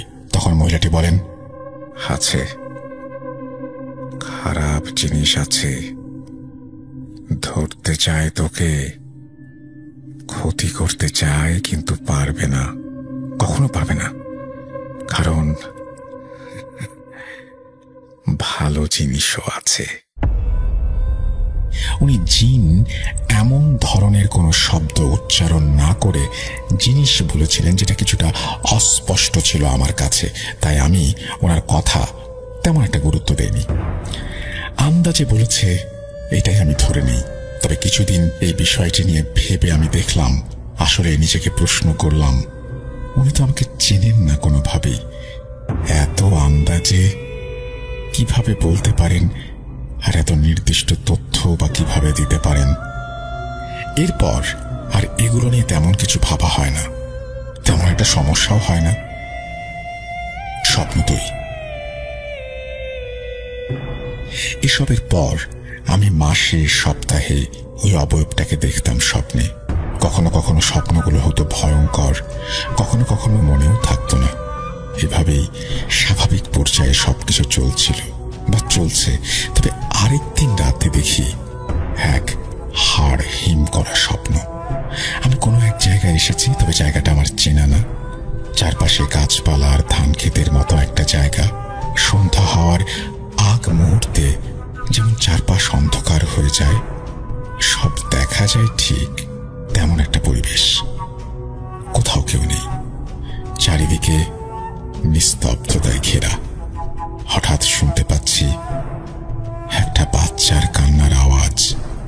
কান্নার আওয়াজ ধরে খুঁজতে খুঁজতে গিয়ে দেখি 5-6 মাসের একটা বাচ্চা কান্না করছে। আমি বাচ্চাটাকে কোলে নিতে দেখি সামনে একটা বড় গাছ, আর গাছের নিচে আমার আম্মু আর আপু বসা। নামাজের রুকুতে যেভাবে আমরা বসি ঠিক সেভাবে, তবে তাদের চেহারা দেখা যাচ্ছে না, শুধু বোঝা যাচ্ছে বসে আছে। আমি তখন বললাম, বাচ্চাটা এত কান্না করছে, তোমরা একটু কোলে নাও। এটা বলতে বলতে আমি তাদের দুজনের মাঝখানে এসে পড়ি। বসার পর আমি বুঝতে পারলাম এরা আমার আম্মু বা আপু নন। তৎক্ষণাৎ আমি উঠে আসার চেষ্টা করলাম, আর এই চেষ্টা করার সাথে সাথেই আম্মুর মতো অবয়বটা আমার চুল টেনে ধরে, আর আপুর মতো অবয়বটা আমার দিকে তাকিয়ে বিশ্রীভাবে চিৎকার করতে থাকে। আমি জোরে জোরে স্পষ্টভাবে সূরা ফালাক নাস পড়ে বাচ্চাটার গায়ে ফুঁ দিতেই অবয়ব দুটো গায়েব হয়ে যায়, আর আমার ঘুম ভেঙে যায়। অবস্থা। উঠে দেখি 4টার কাছাকাছি সময়। কিছুক্ষণ বসে থেকে শান্ত হয়ে ঘুমিয়ে পড়ি। এভাবে আমি প্রতিনিয়ত একই স্বপ্ন দেখতে থাকি, তবে সামনাসামনি কোনো কিছু দেখি না, আর কোনো ক্ষতিও আমার হয়নি। তবে অস্বাভাবিকভাবে আমার চোখের নিচে কালো দাগ, সবকিছু ভুলে যাওয়া, বিনা কারণে কান্না বা মন খারাপ থাকা, এগুলো আমাকে ভয়ঙ্কর ভাবে ঘিরে ধরেছে। জানি না কেন এগুলো হয়, তবে আমার জন্য সবাই দোয়া করবেন যেন সবকিছু ঠিক হয়ে যায়। এগুলো ছাড়াও আমার সাথে আরো ছোট বড় নানান রকমের ঘটনা আছে, ঘটে থাকে যেগুলো ভয়ানক স্বপ্ন আমি প্রায়ই দেখে থাকি। তার সব ঘটনা একদিন লিখে পাঠাবো না হয়। যদি এই ঘটনা সবার কাছে ভালো লাগে তাহলে আবারও পাঠাবো। বেশি কথা না বাড়িয়ে ঘটনা শুরু করতে যাচ্ছি। যেহেতু ঘটনাটি অনেক বড়, তাই আমি সোজাসুজি ঘটনায় চলে যাচ্ছি। আমার ঘটনায় যদি ভুল ত্রুটি থাকে বা কোনো কিছু থাকে তাহলে আপনারা ক্ষমার দৃষ্টিতে দেখবেন, কারণ সারা রাত ডিউটি করার আসার পর সুযোগটা খুব কম পাই যে ঘটনা লিখবো বা বলবো। তো সেই সুবাদে আমি কোনো কিছু না বলেই ঘটনায় চলে যাচ্ছি সরাসরি। আরেকটা কথা, আমি boot.com প্রায় 10 বছর ধরে আছি, শুনি অনেক, প্রতিদিনই আমি শুনি। এটা বলে আর বোঝানো যাবে না। আমি জানি যে কি পরিমাণ আমি boot.com শুনি। তো ঘটনাটা হচ্ছে 2021 সালের এক ঘটনা। আমরা সৌদি আরব রিয়াদে মুজামি একটা জায়গায় 4 জন আমাদের ফ্রেন্ড, আমাদের কোম্পানির 4 জন ফ্রেন্ড, আমরা বিশাল বড় বড় ওয়ার হাউসে আমরা ডিউটি করতেছিলাম, কর্মরত ছিলাম। ওয়ার হাউস গুলা বলে রাখা ভালো যে অনেক বিশাল বড় বড় ওয়ার হাউস। সৌদিতে যারা থাকে তারা বুঝতে পারবে, জানে ওয়ার হাউস সম্পর্কে। ওয়ার হাউস গুলাতে আমাদের কোম্পানি, আমাদের যে বস, ওনার বিভিন্ন মেলা, রিয়াদ সিজন, যেটা রিয়াদ সিটিতে একটা সিজন নামে একটা মেলা হয়, রিয়াদ সিজন, 6 মাসের সিজনে, এটার নামই হচ্ছে রিয়াদ সিজন। তো প্রতি বছরই এখানে 6 মাস সিজনে 6 মাস ধরে একটা মেলা হয়। তখন ওই মেলার সব যত মালামাল আইটেম যত কিছু আছে, মেলার যে ডেকোরেশনের মালামাল সবকিছুই এখানে আমাদের ওয়ার হাউস গুলাতে রাখা হয় কি। তো মেলা শুরু হয়, তো ওইখান থেকে নিয়ে যায়, আবার এখানে রাখে। তো এইরকম ভাবেই ওয়ার হাউস গুলাতে দৈনিকই মালামাল আসতো যাইতো, এবং কি অনেক নানা রকমের মালামাল ছিল এখানে। গাড়ি, গোল্ড কার বলে যেগুলা, গোল্ড কার, চেয়ার, টেবিল, তারপরে হচ্ছে অনেক আইটেমের মাল। বেশি ছিল গোল্ড কার, যেগুলা ওই যে অটো সিস্টেমের, ব্যাটারি সিস্টেমের, যেগুলা দিয়ে 6-7 জন প্যাসেঞ্জার বসে, এগুলারে মেলাতে নিয়ে ঘুরায় বা এয়ারপোর্টে ঘুরায়। বা আপনারা দেখতে পারবেন যে মদিনা, মক্কা, হজে যে কার গুলা এয়ারপোর্টের ভিতরে যে কাস্টমারকে সার্ভিস দেওয়ার জন্য ওরা পিক আপ কইরা নিয়ে যায় এখান থেকে ওইখানে। তো ঘটনাটা হচ্ছে, আমরা ওয়ার হাউসে ছিলাম প্রায় 6 মাস ধরে কর্মরত ছিলাম। হঠাৎ করে কি, আমরা একটা ওয়ার হাউসে আমরা 4 জন ফ্রেন্ড থাকি, এটার ভিতরেই বেশি আমাদের কাজ বা সবকিছু এটার ভিতরে হয়। আর 2টা ওয়ার হাউস সবসময় বন্ধ থাকে। আর বলে রাখা ভালো যে এই ওয়ার হাউস গুলো আমাদের যাওয়ার আগে, আমরা যেখানে ডিউটি শুরু করলাম এই ওয়ার হাউস গুলাতে, আমাদের ডিউটি করার আগে এখানে ওয়ার হাউস গুলা বন্ধ ছিল, আর কেউ ছিল না, পরিত্যক্ত ছিল কি। তো আমরা যাওয়ার পর বুঝতে পারলাম যে এগুলো অনেকদিন ধরে পরিত্যক্ত।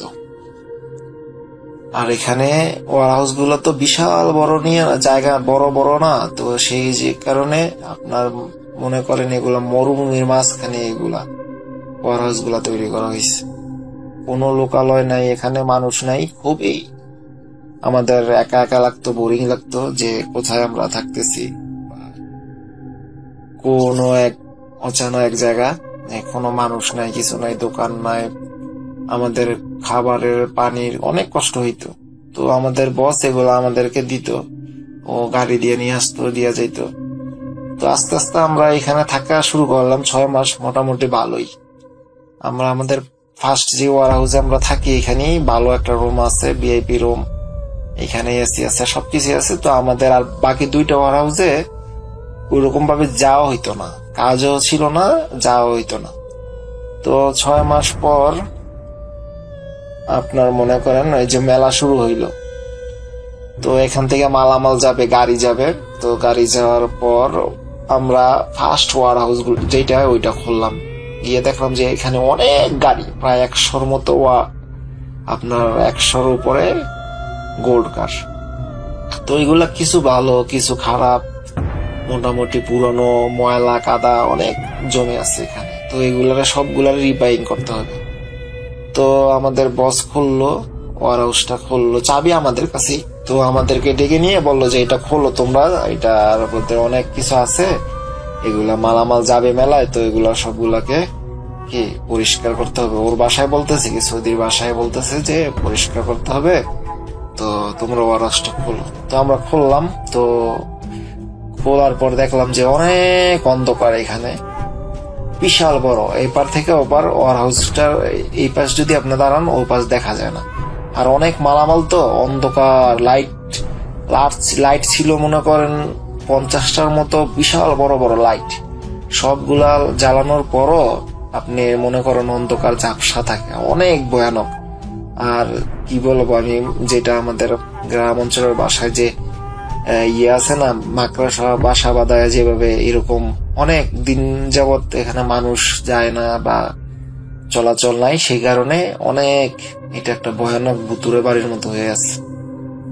তো যাই হোক, আমাদের এই বয়ার নেই এখানে, আমরা কাজ করতে আসছি বা কাজের স্থান। তো আমরা এটার ভাবিনি যে এখানে কিছু আছে বা ভূত বা কিছু থাকতে পারে এখানে। তো গাড়িগুলা দেখা বলতেছে যে তোমরা চেক করো কোন গাড়িটা চাবি আছে, সবগুলা গাড়ির মধ্যে চাবি স্টার্ট দাও, দেখো কোনগুলা চলে আর কোনগুলা চলে না। তো আমরা সবগুলা চেক দিলাম। চেক দেওয়ার পর দেখি যে মনে করেন 100 থেকে মনে হয় 20টা ভালো আর 80টাই খারাপ। তো আমরা যেগুলা ভালো, তো এগুলা আমরা স্টার্ট দিয়ে বাইরে নিয়ে আলাদা করে রাখছি, আর যেগুলা ভালো এগুলো এক সাইডে দিয়ে দিছি, আর যেগুলা খারাপ এগুলো আরেক সাইডে রেখে দিছি। এগুলো রিপেয়ারিং করার জন্য আমরা এক সাইডে রাখলাম। তো রিপেয়ারিং করার জন্য মেকানিক ডাকলো, আসলো মেকানিক, দেখে ওরা কন্ট্যাক্ট করলো। এত টাকার মধ্যে, কত টাকা এটা আমরা জানি না, কন্ট্যাক্ট হইলো, ওদের সাথে সংযুক্ত হইলো যে ওরা এগুলা ঠিক করবে, 80টা গাড়ি সম্পূর্ণভাবে ঠিক করে দিয়ে দিবে, পরিপূর্ণভাবে চলার উপযুক্ত করে দিবে। তো কন্ট্রাক্টর ছিল ইউমিন থেকে আসছিল একটা ছেলে, ওর আন্ডারে ওর গ্যারেজ ছিল। তো গ্যারেজ থেকে অনেক মালামাল নিয়ে আসলো, যেহেতু 80 টাকার এখানে অনেকগুলা গাড়ি, তো সবগুলা গাড়ির জন্য অনেক মালামাল দরকার, অনেক কিছু দরকার। তো আস্তে আস্তে অনেক মালামাল নিয়ে আসলো। তারপরে ওরা মেকানিক প্রায় 10-12 জনের মতো আসলো, এসে ওরা কাজ শুরু করবে। তো সৌদি আরবে ভাই কথা হচ্ছে দিনে খুব কমই কাজ হয় সন্ধ্যা থেকে সারা রাত পর্যন্ত। তো আমরা সবসময় আমরা দিনে ঘুমাইতাম, রাত্রে কাজ হইতো আমাদের ওয়ার হাউসের ভিতরে। তো আমরা তো বলে রাখছি আগে আমি যে আমরা যে ফার্স্ট ওয়ার হাউসটাই ছিলাম ওইটাতে আমাদের সবসময় কাজ হইতো, এই 2টাতে আসা হইতো না, যেহেতু এখানে মালামাল পরিপূর্ণভাবে ছিল। আর এখন এগুলো আমরা খুলতামও না, দেখতামও না, কারণ মেলা হইলে আমরা এটা খোলার অনুমতি পাইতাম। তো কথা হচ্ছে ওরা আসলো, কাজ শুরু করলো। তো আমাদের দায়িত্ব হচ্ছে যে আমরা দেখবো কাজ করতেছে, গেট খুলে দেবো, ওরা আসবে, ওরা অনেকগুলা মেকানিক আসবে, অনেক মালামাল আছে এখানে আমাদেরকে চেক করার জন্য। ওরা যতক্ষণ কাজ করে তখন আমাদের ওদের সাথে থাকতে হবে। তো ওরা সন্ধ্যায় আসতো, মাগরিবের পর কাজ শুরু হইতো, প্রায় রাত্রে 3-4টা বাজে যেত, তারপর কাজ শেষ করে যাইত। তারপর আমরা ওয়ার হাউস বন্ধ করে বাসায় আসতাম, রুমে আসতাম, ফ্রেশ হয়ে খাওয়া দাওয়া করে ঘুমাতাম। তো এমন একদিনের কথা, একদিন রাত 1টা বা 1:30টার দিক হঠাৎ করে ওরা কাজে ছিল, আমরা 2জন ফ্রেন্ড গাড়িগুলাতে বসে ফোন টিপতেছি আর ওরা কাজ করতেছে। বিশ্বাস করবেন না ভাই, লাইট তো ওয়ার হাউসের ভিতরে প্রায় অনেক লাইট, অনেকগুলা গলি আছে, গলির লাইট আপনার মনে করেন 50-60টার মতো লাইট। আমার গা শিউরিত হয়ে যায় যখন আমি ঘটনাটা মনে করি। তো ওরা এক পাশে লাইট গুলা লাগায় রাখছে আর বাকি লাইট অফ করে দিতে বলছে যে এতগুলো লাইট লাগার তো প্রয়োজন নাই, তোমরা যেই জায়গায় আমরা কাজ করতেছি এই লাইট গুলা লাগায় রাখো। তো আমরা এইগুলোই লাগায় রাখছি। তো 1:30টার দিকে হঠাৎ ওয়ার হাউসের গেট ছিল 4টা, একটা ওয়ার হাউসে 4টা গেট, সামনের দিক দিয়ে একটা গেট, পিছনের একটা গেট, তারপর আরেক সাইডে গিয়ে একটা গেট, আরেক সাইডের সামনে পিছনে গেট, টোটাল 4টা দরজা, বিশাল উঁচু দরজা, প্রায় কি 25-30 ফুট হবে উঁচু, যাতে এটাতে লরি ঢুকতে পারে। লরি, বিশাল বড় লরি আছে না, লরি ঢুকতে পারে, বের হইতে পারে মালামাল নিয়ে, অনেক বড় উঁচু। তো এই উঁচুর গেট গুলাও ছিল বেয়ারিং করা, যে দেখা দিলে এগুলা সরে যেত, ফাঁক হয়ে যেত, এই দরজাগুলো খুলতো, আবার টান দিয়ে আবার দরজাগুলো একসাথে করে লক করতো। বিশাল বড় গেট। তো বিশ্বাস করবেন না ভাই, রাত 1:30টার দিকে হঠাৎ করে পিছনের যে গেটগুলা, আমরা কিন্তু এখানে প্রায় 14 জনের মতো মানুষ, ইউমিনি 12 জন আর আমরা বাঙালি 2 জন। রাত 1:30টার দিকে অবিরত হঠাৎ করে এত জোরে জোরে গেটের মধ্যে কে জানি শব্দ করতেছে, ভারী, এত ভারী বলার বাহিরে। তো আমরা সবাই ভয় পেয়ে গেলাম যে কি হলো, এটা বাইরে হইতেছে কে? তো আমাদের যেহেতু আমাদের ওয়ার হাউস, আমরা এখানে কর্মরত আছি, আমাদের দায়িত্বটাকে দেখতে হবে যে কি আছে, কে বাইরে হইতেছে, কে শব্দ করতেছে এত জোরে জোরে। এটা তো কোন ভদ্রলোকের কাজ না যে কোনো সৈদি বা কেউ আসবে না এত জোরে জোরে বাড়ি দিবে না। তো আমরা এটা দেখার জন্য, তোকে ধরার জন্য দেউর দিয়ে প্রায় যদি দেউর হয়ে যায় ফুল স্পিডে, তারপরও আমাদের 1-2 মিনিট লাগে এপার থেকে ওপার যাইতে, ওয়ার হাউসের এই পাশ থেকে ওই পাশ যাইতে। তো আমি ফার্স্ট দেউড় দিচ্ছি, দেউড় দেওয়ার পর আমি দেউড়াইয়া তারপরে ছোট একটা গেট আছে, ছোট একটা দরজা আছে, রুমের দরজা পার করে গেট খুলতে হয় না, রুমের দরজাটা খুললেই দেখা যায় গেটের ওপারে কি।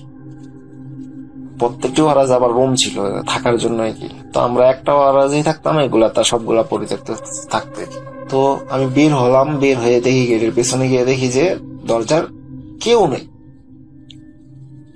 যদি এখানে যদি কেউ থাকতো, সে যদি লুকায়ও যাইতো বা কোথাও চলেও যাইতো, আমি দেখতে পারতাম। প্রায় 1-2 কিলোমিটারের মধ্যে লুকানোর কোথাও জায়গা নাই বা চলে যাওয়ার মতো কোথাও জায়গা নাই। আমি প্রথমে বলছি যে এটা মরুভূমির মাঝখানে, কোনো লোকালয় কোনো কিছু নাই, পুরো একটা বিশাল মাঠের মাঝখানে এই ওয়ার হাউস গুলা। তো আমি দৌড়ে গিয়ে দেখি কেউ নাই। তো আমি ফিরে আসলাম, ফিরে আইসা অলিগলি চিপা চাপা চেক করতেছি, দেখি কেউ নাই, আশেপাশে কেউ নাই। তো আমি ওরা বলতেছে যে কি হয়েছে, কে এগুলো আমি করছে। তা আমি ওদেরকে বলি যে কেউ তো দেখতে পেতাম না, কয়েক কি হইলো, এটা কে, কোথায় গেল। তো এইটা মনে করছি যে হয়তো কেউ হয়তো লুকায় গেছে, তো এটা মনে কইরা আমরা চলে আসছি। তো এটা নিয়ে আর বেশি কথা হয় নাই। তো বিশ্বাস করবেন না ভাই, পরের দিন সেম একই ঘটনা, প্রায় রাত ওই দিন একটু আগে 12:55 দিক আবার একই শব্দ, ধুপধাপ করে বাইরাচ্ছে গেট, ধুপধাপ বিশাল জোরে, যে বুঝা যাইতেছে যে ভেঙে ফেলবে কেউ, গেট ভেঙে ভিতরে ঢুকবে। তো এরকম ভাবে বাইরে গেছে। তো ওই দিনও আমি দৌড়া যাওয়ার পর দেখি যে কেউ নেই। তো আমার মাঝে একটু ভয় হয়ে গেল যে আসলে এটা তো কোনো মানুষের কাজ না, এত রাতে এরকম করবে, আর কখনো তো হয় নাই, তো এটা কি। তো ওই দিন একটু ভয় পাইছি। তারপরে আমি ফিরে আসছি, আইসা বলছি যে ভাই আজকেও কেউ নাই। ওদেরকে বলতেছি, ওরা তো আরবি ছিল যে মেকানিক গুলা, ওদেরকে বলতেছি যে আজকেও কেউ নাই। তো ওরা বুঝতে পারছে, কিছু একটা বুঝতে পারছে। তো আমি আর ভাবি না এগুলা নিয়ে, আমি ব্যস্ত ছিলাম, ফোন টিপতেছি, ওরা কাজ করতেছে। তো ওরা দেখি কি জানি বলতেছে, টুকটাক আরবি তো আমি বুঝতেছি যে ওরা বলতেছে এরকম যে জিন হয়তো এরকম করতেছে। ওরা বলতেছে যে ইউমিনি যে মেকানিক গুলা ছিল, ইউমিনির ছেলে পেলে গুলা, মুরব্বীও ছিল, যে বলতেছে যে ওয়ার হাউস গুলা তো অনেকদিন ধরে পরিত্যক্ত ছিল, এখানে কোনো মানুষ ছিল না, কোনো মানুষ, কোনো লাইট আলো পড়ছিল না। তো এখানে হয়তো জিন আছে, জিনেরাই হয়তো এগুলা ডিস্টার্ব হচ্ছে, তো ওরা আমাদেরকে ভয় দেখাচ্ছে। তা আমি এরকমটা কিছু বুঝতে পারলাম। বুঝতে পারার পর আমার ভিতরে একটা ভয় চলে আসলো যে এরকমটা কি হইলো। পরে আমি আমার রুমের মেট 4 জন ছিল, 4 জনকে আমি ডাকলাম, আমাকে সহ 4 জন, 3 জনকে ডাকলাম যে আসো এদিকে দেখো, এরকম মনে হইতেছে। তো পরের দিন আমরা 4 জন আসলাম, বলছি যে আজকে 2 জন না, 4 জন একসাথে বসবো, দেখবো যে আজকে কি হয়। তো সেম একই ঘটনা, রাত 12টার পর আপনার 1টার কাছাকাছি অবিরত আবার দুপদাপ বাইরাবাড়ি শুরু হচ্ছে। তো বাইরাবাড়ি শুরু হওয়ার পর আজকে আমরা 4 জন দৌড় দিছি বাহিরে, আজকে দৌড়বই, যে হোক দেখবই। 4 জন 4 চিপা দিয়া দৌড় দিয়েছি, 4 গলি আছে এখানে ওয়ার হাউসের, চিপা চাপা দিয়ে গলি আছে। তো আমার 4 জন 4 দিক দিয়ে ব্যারিকেড দেওয়ার মতো দৌড়ে চলে গেলাম দেখার জন্য যে কে আজকে দৌড়বই। বিশ্বাস করেন ভাই, 4 জন যখন গেলাম, 4 জনে প্রায় 4 কিলোমিটার হবে, এক জনের 1 কিলোমিটার দূর থেকে কেউ দেখালাম না আমরা। তো আমরা ফিরে আসলাম, 5-10 মিনিট ঘোরাঘাড়া কর, আমি লোয়া লঙ্কর লাঠি নিয়া বলতেছে কে মাইরা ফেলবো, সামনে আস পারলে। তো এইগুলা বইলা আপনি মনে করেন আমি ফিরে আসলাম। ফিরে আসার পর ওই দিন খুব ভয় লাগতেছে যে এটা তো মানুষের কাজ হবে না, যে এত জোরে ভেঙে ফেলবে একটা সুস্থ সবল মানুষ, কখনো এটা করবে না যে এত জোরে আক্রমণ করবো, এখানে গেট গুলাকে বাইরাবে বা ভেঙে ফেলবে, এরকম তো একটা সুস্থ মানুষ করবে না। তো আমাদের একটু ধারণা আসলো যে এটাই হতে পারে, যেহেতু এটা অনেকদিন ধরে বন্ধ ছিল। আর সৌদি আরবে বা বিশেষ করে অনেক জিন ভূত এখানে আছে। জিন ভূত বলতে কিছু নেই, জিনের সংখ্যা অনেক। তো আমরা সবাই বসলাম, বসে আলাপ আলোচনা করতেছি। পরে ইউমিনিরা বলতেছে যে ওরা হয়তো আরব দেশের মানুষ, ওরা অনেক কিছু বুঝে, আরবের দেশগুলোতে ওরা ওদের এখানে ওরা বসবাস করে, ওরা থাকে, ওরা অনেক আমাদের চেয়ে অনেক কিছু অনেক বেশি বুঝে, আর ওরা অনেক সিনিয়র, ওনাদের জ্ঞানও আমাদের চেয়ে অনেক বেশি। তো ওরা আমাকে এটা বললো আমাদেরকে যে দেখো, তোমরা তো এখানে ছিল না, এখানে জিন আছে, তোমরা তোমাদের কফিল যে মালিক ওদের সাথে আলোচনা করো যে এখানে এরকম সমস্যা হইতেছে, আমরা ভিতরে কাজ করতে পারবো না। তো আমার বসকে জানানোর পর বসও এটা বুঝতে পারার পর ওর বসে সমস্যা নাই, আমি তোমাদেরকে এই ওয়ার হাউসের ভিতরে না বাহিরে আমি লাইটিং ফিট করে দিব, তোমরা বাহিরে কাজ করবে কালকে থেকে। ভিতরে ওদের যেহেতু ডিস্টার্ব হয়, এখানে আছে এটা আমি জানি, বস বলতেছে কি যে আছে এখানে জিন আছে, তো ওদের হয়তো ডিস্টার্ব হইতেছে, এই কারণে ওরা তোমাদেরকে ভয় দেখাইতেছে কি, বা ওদের সহ্য হচ্ছে না যে এত রাতে লাইট লাগাইয়া শব্দ করতেছ, গান শুনতেছ, কাজ করতেছে এখানে, ওরা এটা মেনে নিতে পারতেছে। তো বস কাল থেকে বাইরে লাইট ফিট করে দিল। তো ফিট করে দেওয়ার পর গাড়িগুলো তো বের করতে হয়, একলিস্ট ওয়ার হাউস থেকে বের করে বাইরে নিয়ে এসে কাজ করবো, ঠিক আছে, বের করতে হয়, বাইর করে গাড়িগুলো আবার ভিতরে ঢুকাইতে হয়। তো ওয়ার হাউসে তো যাইতে হয়। তো বিশ্বাস করবেন ভাই, আমাদের 4 জন ফ্রেন্ড থেকে কেউ যাইতো না, আমাকে পাঠাইতো, বলতো যা। তো আমি যখন ওয়ার হাউসে ঢুকতাম লাইট গুলা জ্বালানোর জন্য বা বন্ধ করার জন্য, জ্বালাইতাম তো সন্ধ্যার দিকে মাগরিবের পর, তখন একটা বেশি ভয় লাগতো না। বিশ্বাস করবেন না রাসেল ভাই, যখন রাত 2টা-3টার দিকে ওরা কাজ শেষ করে চলে যেত। ওপারে লাইট গুলা বা সবগুলা আপনার সার্কিট ব্রেকার ফালাই দিতে হইতো, যেহেতু ওয়ার হাউস এখানে অনেক কোটি কোটি টাকার মাল। তো সবসময় আমরা কারেন্টটা কি মেইন সুইচ অফ করে রাখতাম ওয়ার হাউসের। তো ওয়ার হাউসের সুইচ যেহেতু লাজিম অফ করতে হবে, একবারে 100% অফ করতেই হবে। তো 3টার দিকে আমি যখন ওয়ার হাউস বলেই রাখছি যে আগে আমি যে ওয়ার হাউস গুলো এপার থেকে ওপার প্রায় আপনার 100 মিটার হবে, 100 মিটার দূর হবে। যদি দেউরায় ওপার থেকে ওপার যাই প্রায় 1-1.5 মিনিট 2 মিনিট লেগে যায়। তো আমি যখন যাইতাম, যাওয়ার সময়ই আমার ভয়ে বুক কাঁপতো যে আমাকে যদি কোনো ক্ষতি করে বা এটা। পরে মনে করেন আমি আল্লাহ আল্লাহ করতে করতে যাইতাম, যাই লাইটটা যখন বন্ধ করতাম ভাই অন্ধকার হয়ে যেত, ফ্ল্যাশ দিয়া আমাকে দেউরে আসতে হইতো। এত ভয় লাগতো, আমার বুকের ভিতরে পানি শুকায় যেত যে 1-2 মিনিট আমি আল্লাহ আল্লাহ জোরে জোরে চিল্লে দেউরে যাইতাম। তো এটা আমার খুবই কষ্ট ছিল। তো আমার পার্সোনালি আমার সমস্যা হয়ে যায় যে এই ভয়টা নিয়ে আমি প্রতিদিন এগুলা করি, তো আমার সহ্য হয় না। তো ভাই বিশ্বাস করবেন না, এরকম হইতে হইতে ভাই আমি ওইখানে আর কাজ করি না। আমি আর ভয় ভিতরে ঢুকে যায়, আমি অনেক ভয় পাই। আর এখানে প্রতিনিয়ত কিছু না কিছু ঘটনা ঘটতেছে, ঠিক আছে, এরকম কিছু বোঝা যাতে আবজা দেখি হঠাৎ করে যে একটা আবজা সেওয়া অবয়বের মতো কি জানি একটা দেউর দিতেছে, আসতেছে, দাঁড়ায় রয়েছে, কে জানি দাঁড়ায় রয়েছে, কে জানি একটা আছে এখানে, কারো উপস্থিতি আমরা বুঝতেছি। এই ঘটনার পর আরো বেশি আমাদের সাথে এটা হচ্ছে যে কেউ না কেউ এখানে আছে বা কারো উপস্থিতি আছে, এরকম টের পাইতেছি। তো টের পর ভাই খুবই ভয়, মনের ভিতরে ভয় ঢুকে গেছে অনেক। শারীরিক ভাবে আমি ভেঙে পড়ছি, ভিতরে কেমন জানি আমার আর্থিক, আপনার মনে করেন যে আমি বেটার ফিল করতে পারতেছি না, যে আমার অনেক সমস্যা দেখা যাইতেছে। তো বিশ্বাস করেন ভাই, এই ঘটনার পর আমি পুরা কাজও ছেড়ে দিয়েছি, সৌদি আরবে ছেড়ে দিয়ে আমি 22 সালে একবারে দেশে এসে পড়ছি। 21-এর মাঝামাঝি ঘটনা ছিল। তো আমি কষ্ট করে 6 মাস ছিলাম। 6 মাস থাকার পর আমি এই কাজই ছেড়ে সৌদি আরবে ছেড়ে আমি দেশে এসে পড়ি। দেশে আসার পর আমি অনেক দিন ছিলাম দেশে।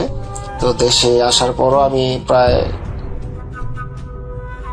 3 বছরের মতো দেশে ছিলাম। দেশে থাকার পরও আমার এই দেশে থাকার অবস্থায় আমার এই সময়ে আমার সাথে অনেক ঘটনা ঘটছে। আমি অনেক ঘটনার সম্মুখীন হয়েছি বা আমার অনেক ঘটনা আমি শুনছি, আমার এলাকায় ঘটছে, দেখছি।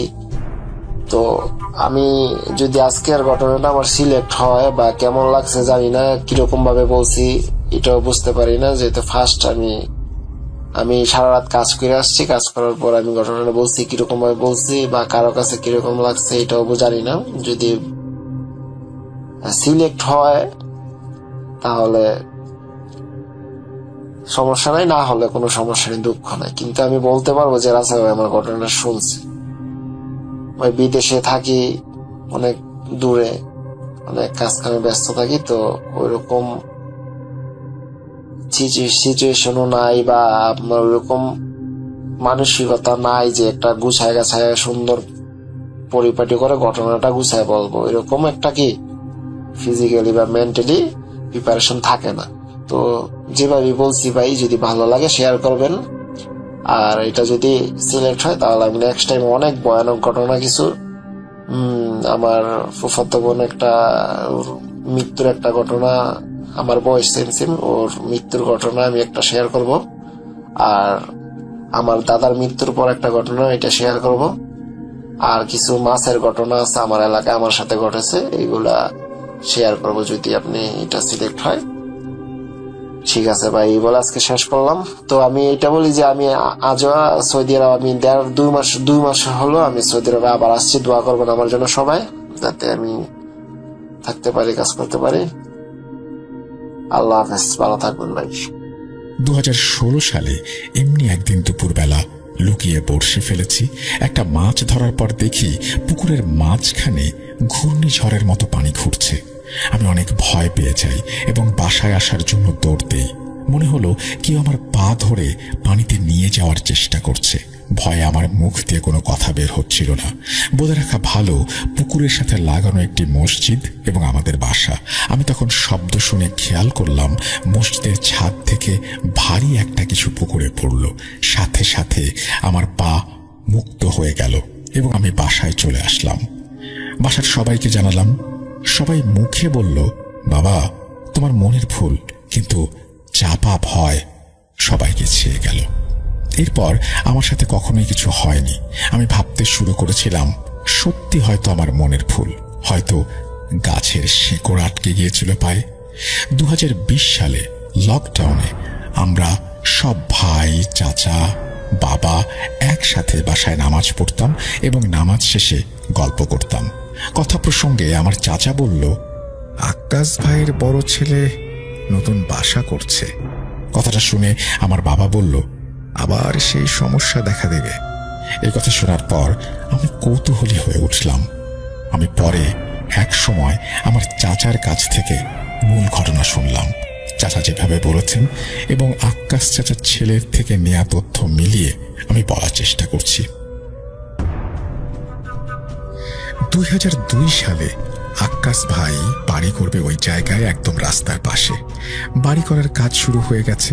বাড়ির ভিত খোঁড়া হয়, কিন্তু পরদিন দেখা যায় সেই ভিত ভরাট করা। প্রথমবার সবাই ধারণা করলো যে কেউ শত্রুতা করে এমনটা করেছে। তৃতীয় দিন এমনটা হওয়ায় তিনি বুঝতে পারেন এটা সাধারণ কিছু নয়। বিভিন্ন জায়গায় হুজুর কবিরাজকে আসতে বলেন। প্রথমে তারা আসতে চায়, কিন্তু পরদিন আর আসে না। সবাই বলে এর সমাধান কেউ করতে পারবে না। এভাবে 2 মাস পার হয়ে যায়। এরপর উত্তরবঙ্গের অনেক বড় একজন পীর এই সমস্যা শুনতে আসতে চান। নির্দিষ্ট দিনে তিনি আসেন এবং একটা জায়নামাজ এবং 2 কেজি বাতাসা নিয়ে আসতে বলেন।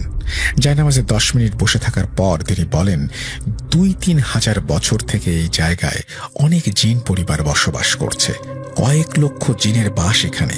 অনেক খারাপ জিন এখানে রয়েছে। তারা কখনোই চায় না তাদের মহল্লায় কোনো মানুষ বাড়ি করুক, তাদের বাচ্চারা খেলাধুলা করুক, এখানে মানুষের আনাগোনা হোক। এটা তাদের পছন্দ না।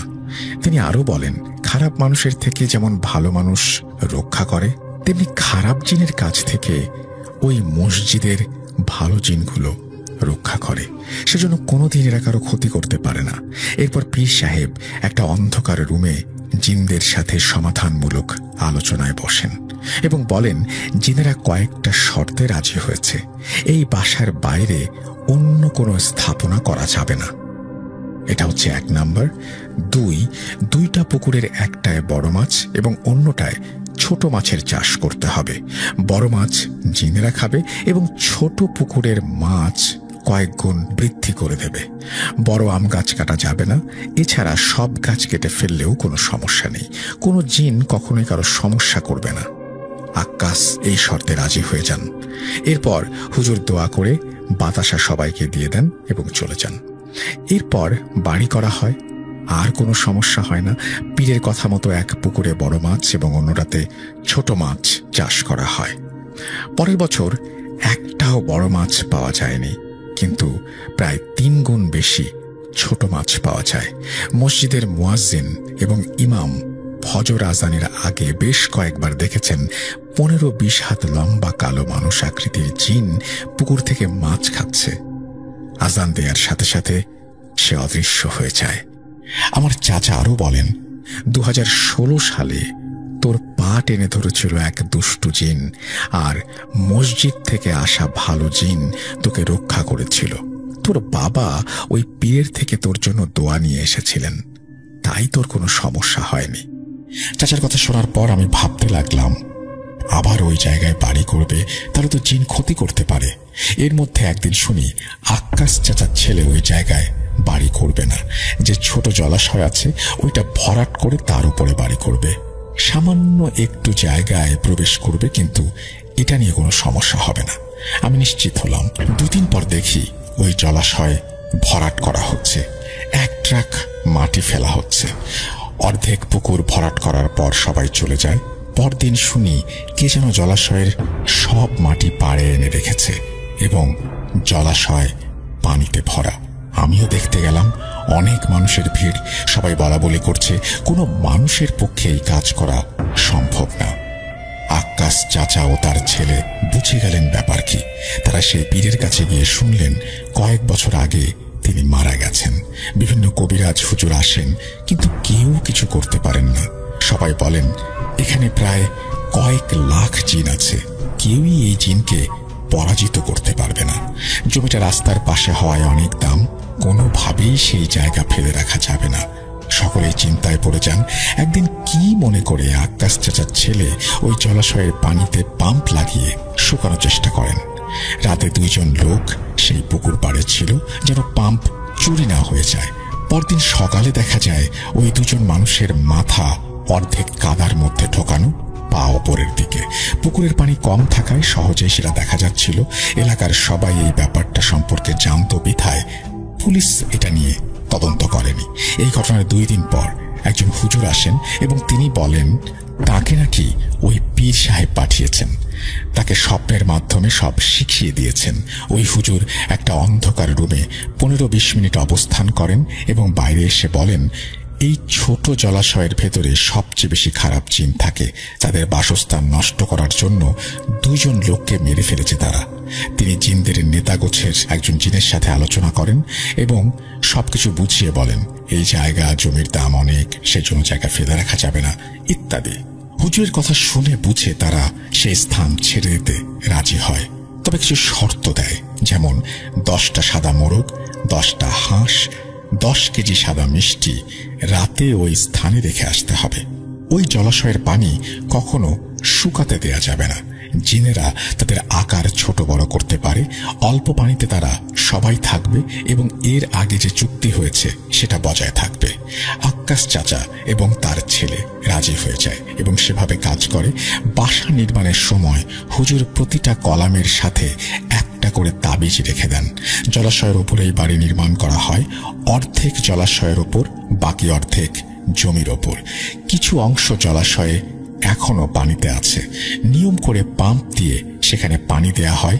বাসার পানির ট্যাঙ্ক ভরে গেলে অতিরিক্ত পানি ওই জলাশয়ে ফেলার ব্যবস্থা করা হয়। এখন আর কোনো সমস্যা নেই। আমি অনেক রাত জেগেছি জিনদের মাছ খাওয়া দেখার জন্য, কিন্তু কিছু দেখতে পাইনি। 2 মাস আগে ছোট পুকুরের মাছ ধরা হলো, আমি ছিলাম সেখানে। এবারও অনেক মাছ পাওয়া গেছে। কিছুদিন পর বগুড়ায় গেলে আমি ওই জায়গার এবং পুকুরের কিছু ছবি পাঠাবো। যদি ঘটনাটি সিলেক্টেড হয় আমাকে জানাবেন, খুব খুশি হব। পরিবারের সকলকে শোনাবো। আসসালামু আলাইকুম।